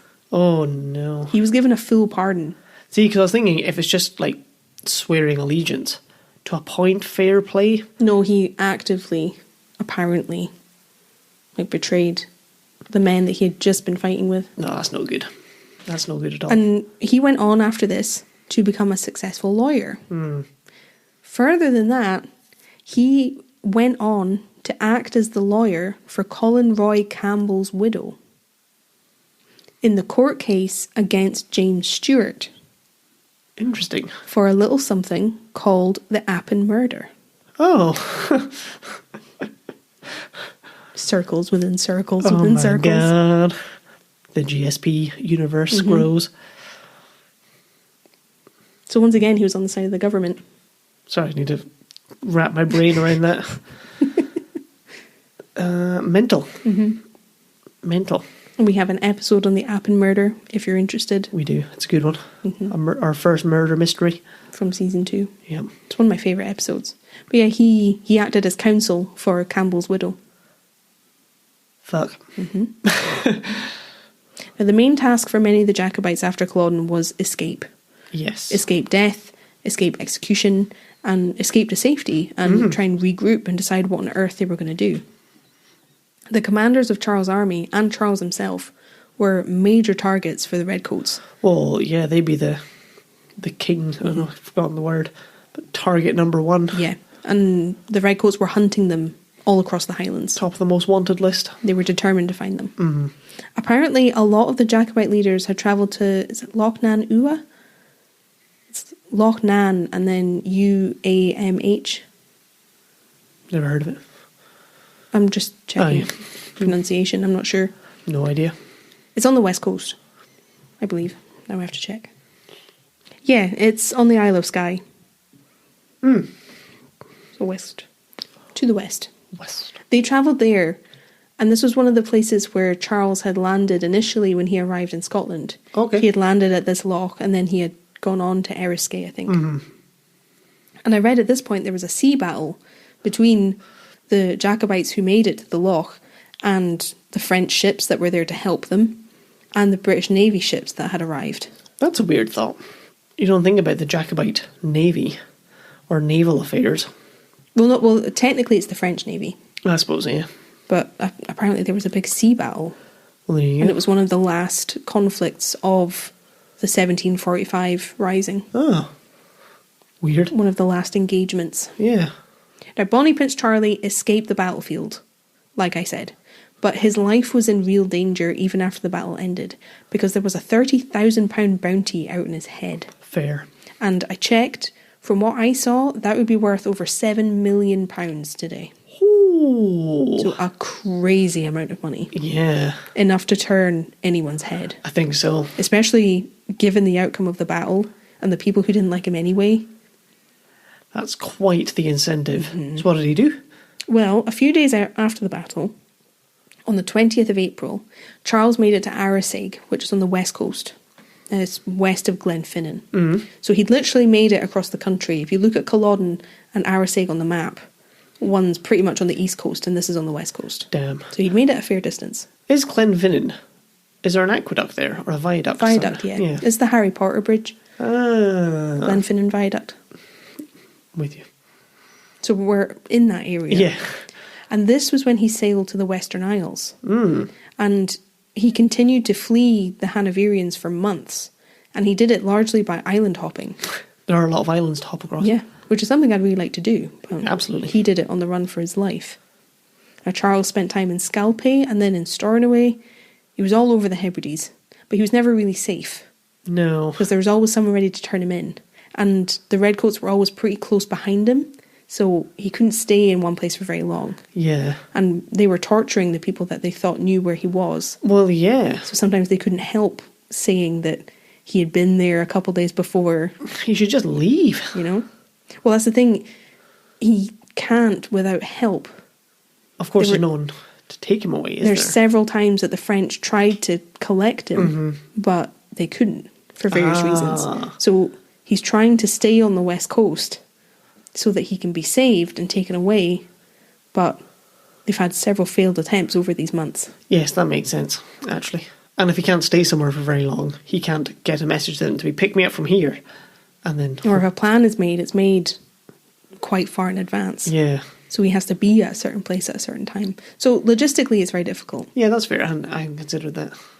In June, Charles made it to Skye, which is why there is the song all about going over the sea to Skye. And there is the song about that. The Skye Boat song? Yeah. Did you know that was... Nope. No? That surprises me. I couldn't tell you any of the lyrics from the song, so... Well, the Skye Boat song is about him escaping to Skye. And it's completely true that he was helped by a woman called Flora MacDonald in escaping to Skye. He was disguised as her maid. His pseudonym was Betty Burke. I shit you not. And there's a statue of Flora outside Inverness Castle. Very cool. That's the big, bronze one. That's the statue. Now, I read a lot about Flora in Maggie Craig's book. And the common view of her is that she was sort of the perfect Highland heroine, that she was completely devoted to helping Charles, and she was very obedient and this and that. But it seems like she didn't know about the plan to smuggle Charles away until she had been brought to him to carry out the plan. And she wasn't keen. She didn't want to do it. I can see why. Very dangerous to do, to try and attempt. And she ended up being promised with a good potential marriage in return for her help. Did she get it? She did. She Well, did. She did get married. We could do a whole extra episode on Flora MacDonald. It's super interesting. Please read Maggie Craig's book, because she has a whole chapter on her, and it's very, very interesting. But they landed in Skye very early on a Sunday morning, which they planned ahead of time because they knew most people would be at church. Smart. Which is funny to me, because that's something that's still true in the Western Isles. Yeah. They planned it so that nobody would know that they had arrived, basically. And less than 2 weeks after his journey to Skye, Charles had escaped on to Raasay, which is a different island. But Flora MacDonald was arrested. Oh, no. Because someone blabbed. Under torture, but someone blabbed. And she was one of the few imprisoned Jacobite women. There were a lot. She was one of the few that was actually treated well by the Hanoverians. And it's mainly because she gave up information on Jacobites who were living in Skye. So it's why the chapter on her is so interesting, because she wasn't perfect. No. Like, she wasn't particularly committed to being a Jacobite. She didn't really care. She just didn't want to be in jail. Yeah, or be tortured. So that's why I think Maggie Craig was so good, because she's made her a real person. Yeah. Interesting. Yeah, really, really interesting. But the fact that she helped Prince Charlie is true. It's just the romance of it was added later. Add the spice. You know. By the time September came in 1746, Charles Stuart managed to escape Scotland for France. So it took about 6 months. Damn. The Culloden happened in April. Yeah. It's a long time. But he got away. Mental. And he never returned to Scotland. I mean, I'm glad. There were a lot of people who were left in his wake who were quite happy that he never came back. Yep. For all the damage he did. For nothing. Yeah, he never returned. Ugh. So he just died in France? Well, we'll get to it in a bit. I'm going to tell you a bit about the Jacobite commanders and what happened to them. And then I will reveal to you how Charles spent his later days. Oh, I bet it was just like whining and dining and having a great time. Ugh. In the years after the battle, like I said, a lot of the Jacobite leaders had been executed or had died in the battle itself. But the ones who were still alive, a lot of them had to abandon their lives in Scotland and start new ones in Europe, in various countries that would take them. Donald Cameron of Lakeel, who we talked about, he escaped to France after suffering his 2 broken ankles. Oh, yeah. But many of his direct family were killed in the battle, like his brother and his nephew, and some of them were executed after the fact. The Camerons suffered appallingly. And he died in France. He never came home. And his biographer wrote, "It will be a sad day for Lochaber when there is next a fair-haired Lakeel." Well, they just felt because he had led them to Culloden. So he was the reason that so many of them had died. Yeah. There's just so much blame to go around, isn't there? Well, it's always the tendency when something bad happens. Yeah. I think a lot of the time you feel better when you have someone to blame. George Murray also escaped into Europe, and he was joined by his wife. Oh, that's nice. She escaped with him, and they went into exile together. And in 1747, he had an audience with James himself, the man that he had put so much on the line for, and the man that he considered king. Yeah. James granted George a pension in return for his faithful service. That's nice. So that he had enough to live his new life away from home. But Charles wasn't so kind. They'd been together for months. Yep. He was in his inner circle. Charles wanted his father to imprison George. Why? He had never and would never forgive him for ordering the retreat from Derby. Oh, God. He blamed George Murray for his failure for the rest of his life. Well, it's good to blame someone. Couldn't take the blame yourself, could you? Luckily, George wasn't imprisoned. Oh, thank God. But he also never returned to Scotland. He died in the Netherlands. I would be so sad if I got removed from Scotland and couldn't come home again. Me too. It would destroy me. Yeah. What's even worse was he carried on writing to Charles throughout his life, basically pleading that he had always been loyal and he didn't deserve that. Yeah. And he never got anything. Oh, mental. John William O'Sullivan was a bit of a different story. Initially, he had Charles' favour, the favour of the Stuart family, and he was rewarded pretty greatly when he managed to escape to France. Remember, he was Irish, so I think he already had French commission. So he was fighting for the French army. I can't remember. But apparently, he and Charles fell out when O'Sullivan had an affair with Charles's mistress, a woman called Clementina Walkinshaw. So he slept with the woman he was sleeping with, and he didn't like it. Man, Charles is coming across as just a little petulant bitch, you know? Not a leader. No. He's just fussing and blaming everyone and, oh, it wasn't me, it's everyone else's fault. What an arsehole. It's not very tasteful, is it? No. O'Sullivan got on okay through the rest of his life, largely. He served later with the French army, so he continued fighting, and he was buried in northern France. So he was okay, Fine, I guess. Yeah. On January the 1st, 1766, so 20 years after Culloden, James Stuart, the Old Pretender, died, having never been made King of Britain. And in 1788 or 1789, I read both, Bonnie Prince Charles Stuart, died.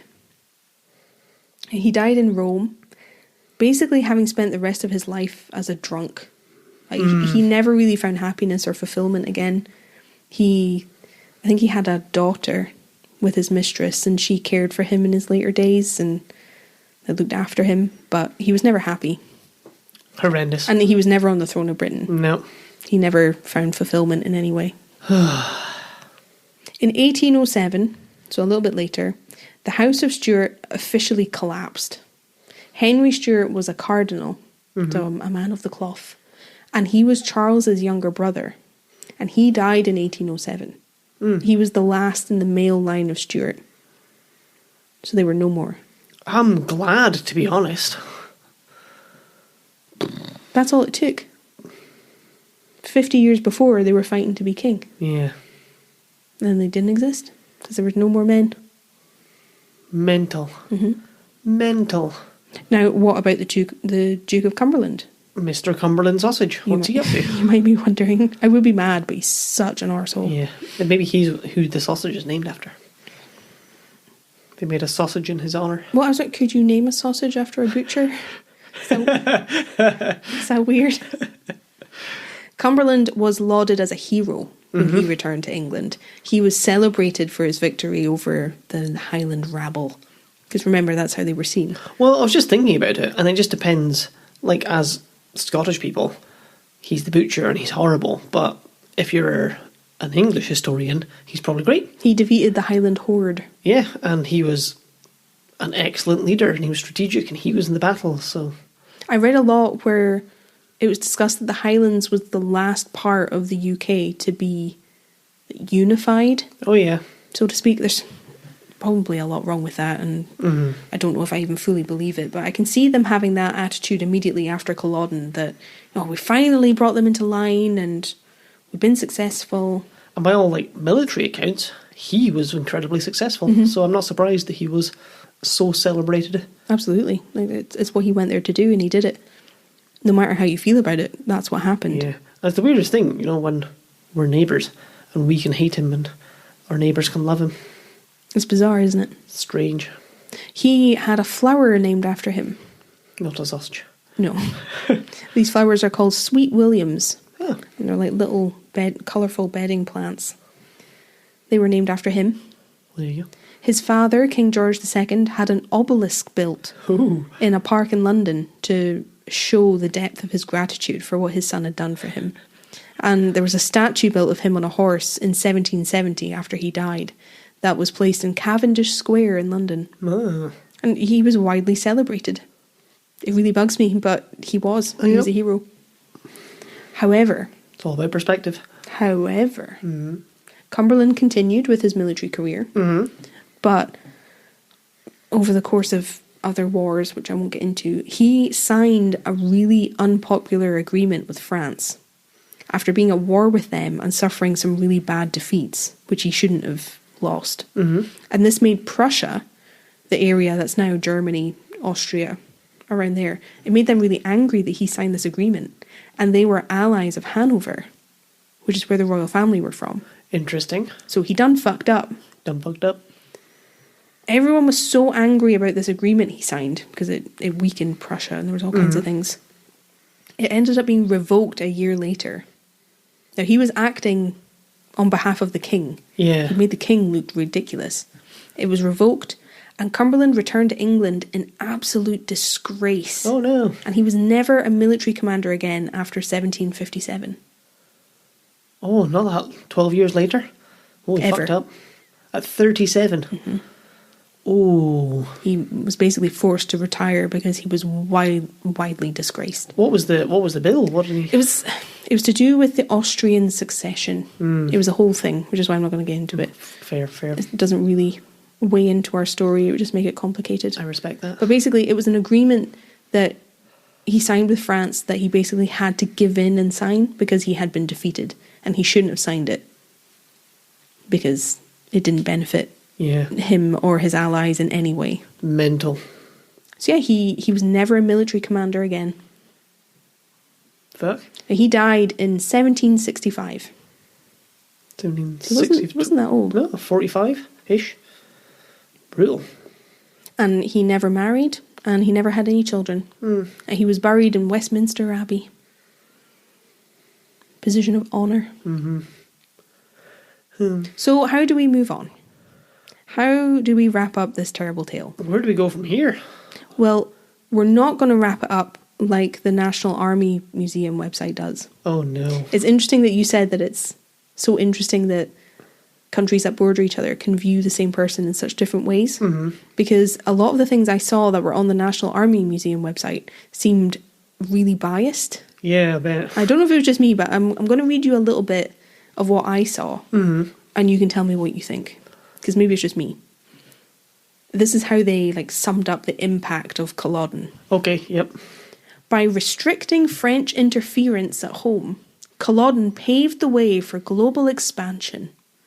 It also safeguarded the succession of the House of Hanover, ancestors of the present Queen Elizabeth II. The events that followed united the nations in such a way that over 270 years later, Culloden remains the last battle to have been fought on British soil. I mean, they're not wrong. The word choice is very dodgy. Yeah. Global expansion is an awfully cute way to explain the indescribable suffering of millions of people. I know, It's not what it was. It was slavery. And yes. Colonisation. Yeah, colonialism. And safeguarded the succession. United the nation. You see, the word choice is iffy. It's very strange. And with everything that I read and all the suffering that happened across Scotland afterwards, I took issue with the way that they've said that. That's really weird. Because I don't think it's fair and I don't think it's all that accurate. No. It's very selective. Always is. You know what I mean? Yeah, absolutely. It's very strange. So we're not going to wrap up the episode the way they did. No, but that's an interesting way to look at it. That is the last. It was the last civil battle. Yep, last battle to have been fought on British soil. I mean, they fair put an end to it, didn't they? The last battle that happened on English soil also happened in the 45 Rising. It was a clash of the Jacobites and, the Hanoverians. It was very small. I think each side lost about 10 men. Yeah. It was fought at Clifton Moor, I think. And the men were buried, or the Jacobite men were buried under an oak tree. That's still there. And it's referred to as the Rebel Tree. Oh, well. That's very cool. That was the last one on English soil. Yeah. But Culloden was the last on British soil. Weird. Well, I think I have a problem with it because it, what was it you said? Succeeds the throne? Safeguards the succession. Yes. I don't care. It doesn't matter who's king or queen, especially now. when they don't really have that much power and influence. Well, I don't think you can congratulate the deaths of thousands of people for safeguarding a king who already had... Like, yes, oh, thank God these people are the king queen. Like, it doesn't matter. It's what would have happened if they hadn't done that. It's, well, a lot of people wouldn't have died. Yeah. It's a whole thing. I just took a lot of issue with it. But I don't think Bonnie Prince Charlie should have invaded in the first place. No. So that doesn't make what he did right. No. So it safeguards the throne. But that's why it doesn't matter, because whoever was on the throne, there's always someone else. It just seemed yeah. very much like the language of like the victor. Yeah. How great it was that it happened, but living in the Highlands, I feel very differently about it. Absolutely. But bear with me, because I'm determined to end this episode with something good. We are 3.5 hours in. Oh my god. Really? Yeah. Oh my god. So, wrap it up, baby. I'm trying. Because my butt hurts. Mine too, and I didn't realise when that... Oh my god, okay. Firstly, I swear I haven't been dragging this out. Firstly, in 1782, the Dress Act that I talked about was repealed. Oh yeah. People in Scotland were allowed to wear tartan and the kilt again. And part of the proclamation actually said, "This must bring great joy to every Highland heart. You are no longer bound down to the unmanly dress of the lowlander. This is declaring to every man, young and old, simple and gentle, that they may after this put on and wear the truce, the little kilt, the coat and the striped hose, as also the belted plaid, without fear of the law of the realm or the spite of the enemies." I do like that. So they wouldn't be banished from the country just for wearing traditional dress anymore. Yeah. In 1881, so like 100 years in the future, a man called Duncan Forbes had the memorial cairn built at Culloden battlefield. Now, obviously, there was no visitor centre. No. It was just the memorial that was there. And I think this Duncan Forbes might be descended from the Forbes who was Lord Culloden during the Rising. Oh, interesting. Who was on the side of the government. He also had grave markers placed for each of the mass graves for the clans. They're still there? Yeah, the markers are still there. And there's several other stone markers that he had placed across the battlefield that mark significant spots. And there's one that marks where the Redcoat casualties were buried. There's a pretty interesting story that's come out lately about 60 government soldiers who died at Culloden, but prior to this no one had any idea where they were buried. Oh. And they were trying to find them. So archaeologists found a German silver coin from 1752. So 6 years after the battle. So they were looking at this and wondering why it was there. It's thought that this coin is a clue to the place that those government soldiers are buried. Oh. There's a theory that a fellow government soldier who had served on the continent with these men visited Culloden and the memorial, or no, not the memorial, just the site, to memorialise them. Yeah. And dropped the coin and left it there as a gift to them. So archaeologists are looking into this rectangular thing below the coin as a place where they were buried. Interesting. And I just thought that's big brain energy. That is. Right there. That's really cool. Thinking about that. And artefacts get discovered quite a lot at the battlefield. They found all kinds of things, which you can see in the museum and visitor centre. Well worth going to. Long after the battle, during the reigns of King George IV and Queen Victoria, so we're into the 1800s properly now, they both granted the royal seal of approval to everything coming from the Highlands of Scotland. And Sir Walter Scott had a pretty major role in that. He romanticised a good deal of Highland life that basically led to the entire nation becoming entranced with Highlanders and how they lived, and popularised the wearing of tartan and all kinds of stuff. And King George and then Queen Victoria were huge fans of Scotland following this. Well, that's nice. So it'd gone from being made illegal to them granting the royal seal of approval, showing how much they cared for it and enjoyed it. It was a complete 180. Yeah, I've always been slightly against Sir Walter Scott's romanticising, but it probably did a lot of good, really, didn't it? He's largely responsible for the Scotland that we know and live in. Yeah. And recognise as Scotland. Nationalism didn't really exist in the same way that it does now. No. Strange. So you kind of have to take the good with the bad. Yep.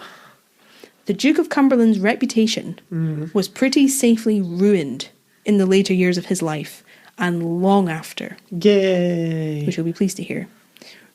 Remember I said he came back to England in disgrace? Mm-hmm. Well, Cumberland got himself a little nickname. He became known as the Butcher of Culloden, because news got round about what he had ordered his soldiers to do, and how he had ordered the Highland people to be treated after the rising. Well, that's the step too far, isn't it? Mm-hmm. People found out, because he had whole villages burned down. Yeah. The man was an animal. Mm-hmm. Well, when he lost the respect that he had for his military career, because he used to have that going for him at least, like we talked about, that was completely dashed. His opponents in London started openly using the nickname the Butcher to bring him down and destroy his reputation. And apparently even his brother, who was the Prince of Wales, actually encouraged people to refer to Cumberland as the Butcher. His own brother. Man. And this happened in the House of Lords. Crazy. So the tide completely turned on his reputation. He was hated by a lot of people. All the celebration that he had enjoyed disappeared. The engraving on the obelisk that was built for Cumberland by his father had references to Culloden removed, I think on the order of Queen Victoria, because it was distasteful that he had anything to do with it. Yeah. And the statue that was built commemorating him after his death in Cavendish Square was completely removed. Oofed. The whole thing. Mental. Because they didn't want it. Absolutely mental. And in 2005, Cumberland was voted the 18th century's worst Britain by BBC History magazine. And that's the real blow. It's all very well having your statues removed, but BBC History have said you were the worst Britain that whole century. That whole century, you were the worst. Mental. Mm-hmm. All that being said, Charles didn't escape scrutiny either, because we aren't the only people who feel this way. A lot of interest in Culloden was ignited when John Preble released his book on the battle in 1961. Okay. He's a major Scottish historian who knows a lot more than I do. And in the book, he says rightly, I think, that Charles should have cared more about the men he was using to get what he wanted. Yeah. And I fully agree. I completely agree. That I think Preble was very honest about the fact that Charles was not a caring leader. He was not an involved leader. He did not care about the Highlanders. He just wanted to be prince and then king. That's all he wanted. He didn't care about the destruction left behind him. No. The site of the battle is now preserved by the National Trust for Scotland. And we've already said there's an amazing visitor centre there. Highly recommend you visit. It's amazing. And we were supposed to go, but we got COVID. Yeah. We've rescheduled, so I'm looking forward to going. Yeah. Liana Cottage has been preserved on the site, which is a cottage with a thatched roof that was originally built in 1760. Well, and they've preserved it. Very cool. So you can go visit that. And you can tour the battlefield itself, which is very eerie. And tours run all the time. You can see where the lines were, all of that. Their interactive stuff in the visitor centre is really cool. Yeah, there's the 360 view of the battle. Yeah. That's scary. We did that three or 4 years ago. We just went because we like it. You stand in the room and then each wall is a screen. And the sound is 360. Yeah. And so it gives you a good idea of what the battle would have been like. Yeah, they build up to and then into the battle. It's very cool. Very scary. Like any Scottish place or anything that happens in Scottish history, there are lots of myths and legends that surround Culloden. One of the enduring legends isn't actually from Culloden at all. Oh. It's just part of the rising. And it's from a place called Loch Arkaig. And this legend involves buried treasure. Now, Loch Arkaig isn't too far from Glenfinnan and Fort William. We're on the west coast. And during the rebellion, the French had sent about £4,000 in gold coins to support Charles in his endeavour. Because you need money to supply troops. Yep. When the ship arrived with this treasure, there was no one to give it to. Nobody was there at the place they were supposed to meet. The Jacobites hadn't made it. They'd been waylaid. So the French didn't know what to do with this entire fortune of gold. And they couldn't stay too long because they would be seen. Yeah. So apparently they left some gold on the shore of Loch Nan Ua. I'm not sure if I'm saying that right. Which I'm fairly certain was collected by Charles when he was escaping Scotland. They found it again. Oh, I forgot about that. I'll just grab that on my way out, actually. But apparently they left some of it buried on the shores or near Loch Arkaig. Ooh. And it was never found. So the legend is there's a sizable hoard of gold somewhere around Loch Arkaig, just waiting for someone to find it. So what are we doing this weekend? We're going to Loch Arkaig. You've seen the price of gas and petrol. We need it. Give me a metal detector. I know. It'd be so exciting, though. Mm-hmm. And when it comes to the battlefield specifically, ghost stories are rampant. Now, one of the ones I came across immediately when I looked into what people said about ghost stories at Culloden was a series of photos and a video that were taken by a couple who I think run Outlander tours. Oh, yeah. So they visited Culloden, and I watched the video, and they talk about how this bank of mist rolled in the same formation that the Jacobites ran in. Very cool. And I was intrigued when I read the caption. Yep. Wanted to see it. I watched the video. I'll try and share it somewhere so that you can see it. It looks like har. It's just some I've mist. seen mist like that before. It's really common. And when I read that the video was taken early in the morning, that's when the har rolls in off the water. It's a specific type of mist, and you get it here quite a lot, and it can come on you quite suddenly. Like, we've driven through it before, and it's really creepy. Yeah, it gets really misty around the moors. I've taken a video of it actually when we drove through it. Yeah. So I watched it, and like I get what they're saying, but it's just a mist. It's mist. It's har, and it does move that fast, and it looks really weird, really, but I think it's just mist. But I'll share it so you can see what you think. But a lot of the legends surrounding the battlefield are to do with people who have heard the battle happening. Oh yeah. While there, so you're hearing cries in the mist, gunfire, clashing metal, screams of pain. And what I will say is anywhere in this area is going to be haunted. It's going to be there. It's going to be there. There's a weird vibe there all the time. You can feel the weight of history on you when you visit. It's very solemn and just quite quiet and quite sad. Some people say that they've seen a Jacobite soldier wandering the battlefield alone. One woman claimed that there was a tartan blanket on the ground, and she picked it up, and there was like a Jacobite body underneath it. Whoa. But then it wasn't there. That would be creepy. Really weird. Others claim to have seen Bonnie Prince Charlie himself in Highland garb. Don't know about that one. One rumour I want to look into when we go is that a lot of people claim that when you go to visit the battlefield, there's no bird song. And I've never thought to listen. Yeah. And I don't know if this is down to a lack of nesting places. Well, there's no trees or bushes. Not on the battlefield. There are around it. But none close where a bird would be. Exactly. And the battlefield itself is all shrub and heather. Yeah. So I don't know if that's good nesting. Shrub, heather and bog. So I wonder if it's because there's no trees. It would be very muffling too, but it adds to the creepiness, doesn't it? So I'm going to put a pin in that, and I'm going to look into it myself and see if I can hear the birds singing. Every time you appear.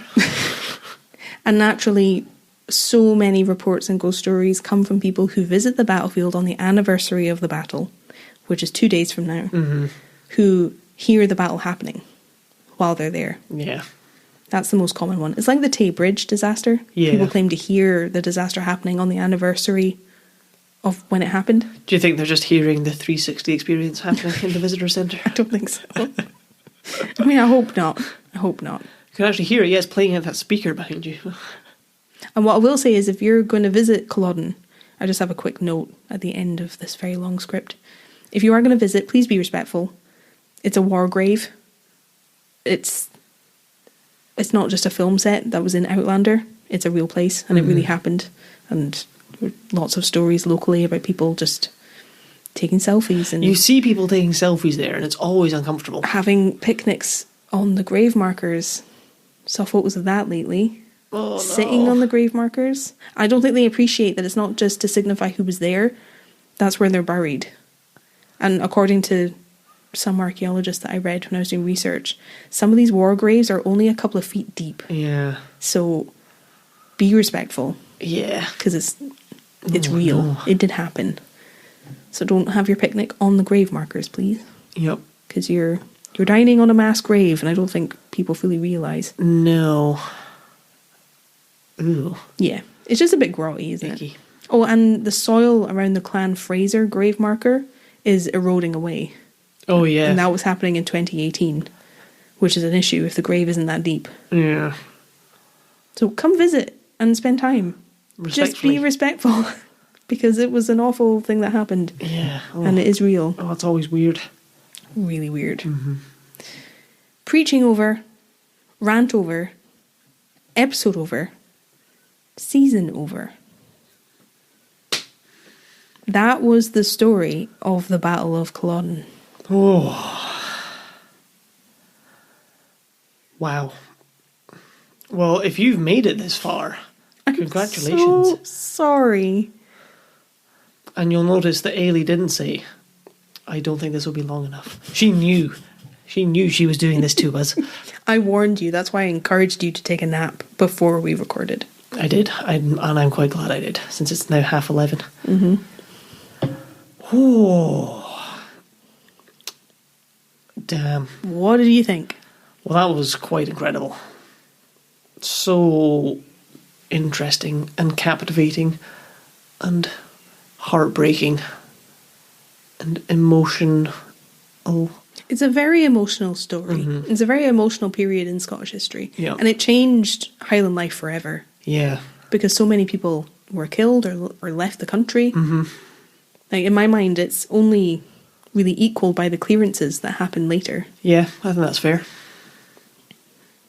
Because Mental. by the time that Queen Victoria and co. adopted tartan and said it was all okay, it wasn't really traditional to wear it anymore. Well, it's lost, isn't it? It's too late. Like the whole clan system, Yeah. it doesn't exist anymore. Because it's traditional dress, but it's just people's clothes. Like, it's just what you wore to not be naked. So if you're not wearing that anymore, well, you wouldn't go back for your everyday dress. But this is a big part of the reason, actually, why people who have Scottish heritage who don't live in Scotland tend to care more about their clan than Scottish people do. Yeah. It's a much bigger thing to sort of feel that you belong to this clan. This is my clan. But particularly from American people, I find a lot. I've had people asking me about their clan in the emails and things, and it's part of Scottish history, but it's not something you think about day to day or consider. No. It's not meaningless, but it doesn't impact your life. Like, you don't have a clan, you just have a family. But this is why that happened. Yeah. This whole thing. Weird. Isn't it? It's weird to think how it could be different. Fucking Bonnie Prince Charlie, they just got a hobby, you know? Two cocky 25-year-olds. Yep. Cocking everything up for everybody.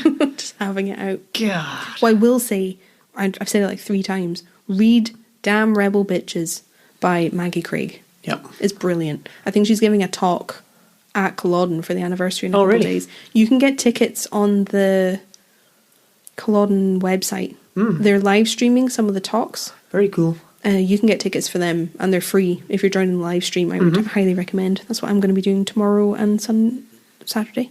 Oh, apparently it's what I'm doing too then. Yep, I got you a ticket, baby. Yeah. Well, I mean, I'm going to be editing this for days. It's going to take me 4 days. Well, I think we should wrap it up and say thank you to everybody who's joined us. Thank you so much. For season 3. We've had the best time. And for our first year of podcasting. I know. Thank you for joining us. Doesn't feel real. And we will see you again, either on Patreon, if you want to come hang out. We will be on Patreon every week, releasing content. So if you like what we do, you can keep up with us there, and we'll be there all the time. Yes, we will. There'll be no break for you on Patreon. And otherwise, we'll see you in the summer. Yes, with our mini-series. We'll be back with season 4 in the autumn. We will. Thank you so much. Thank you. We appreciate you more than you know. Absolutely. Bye. Bye.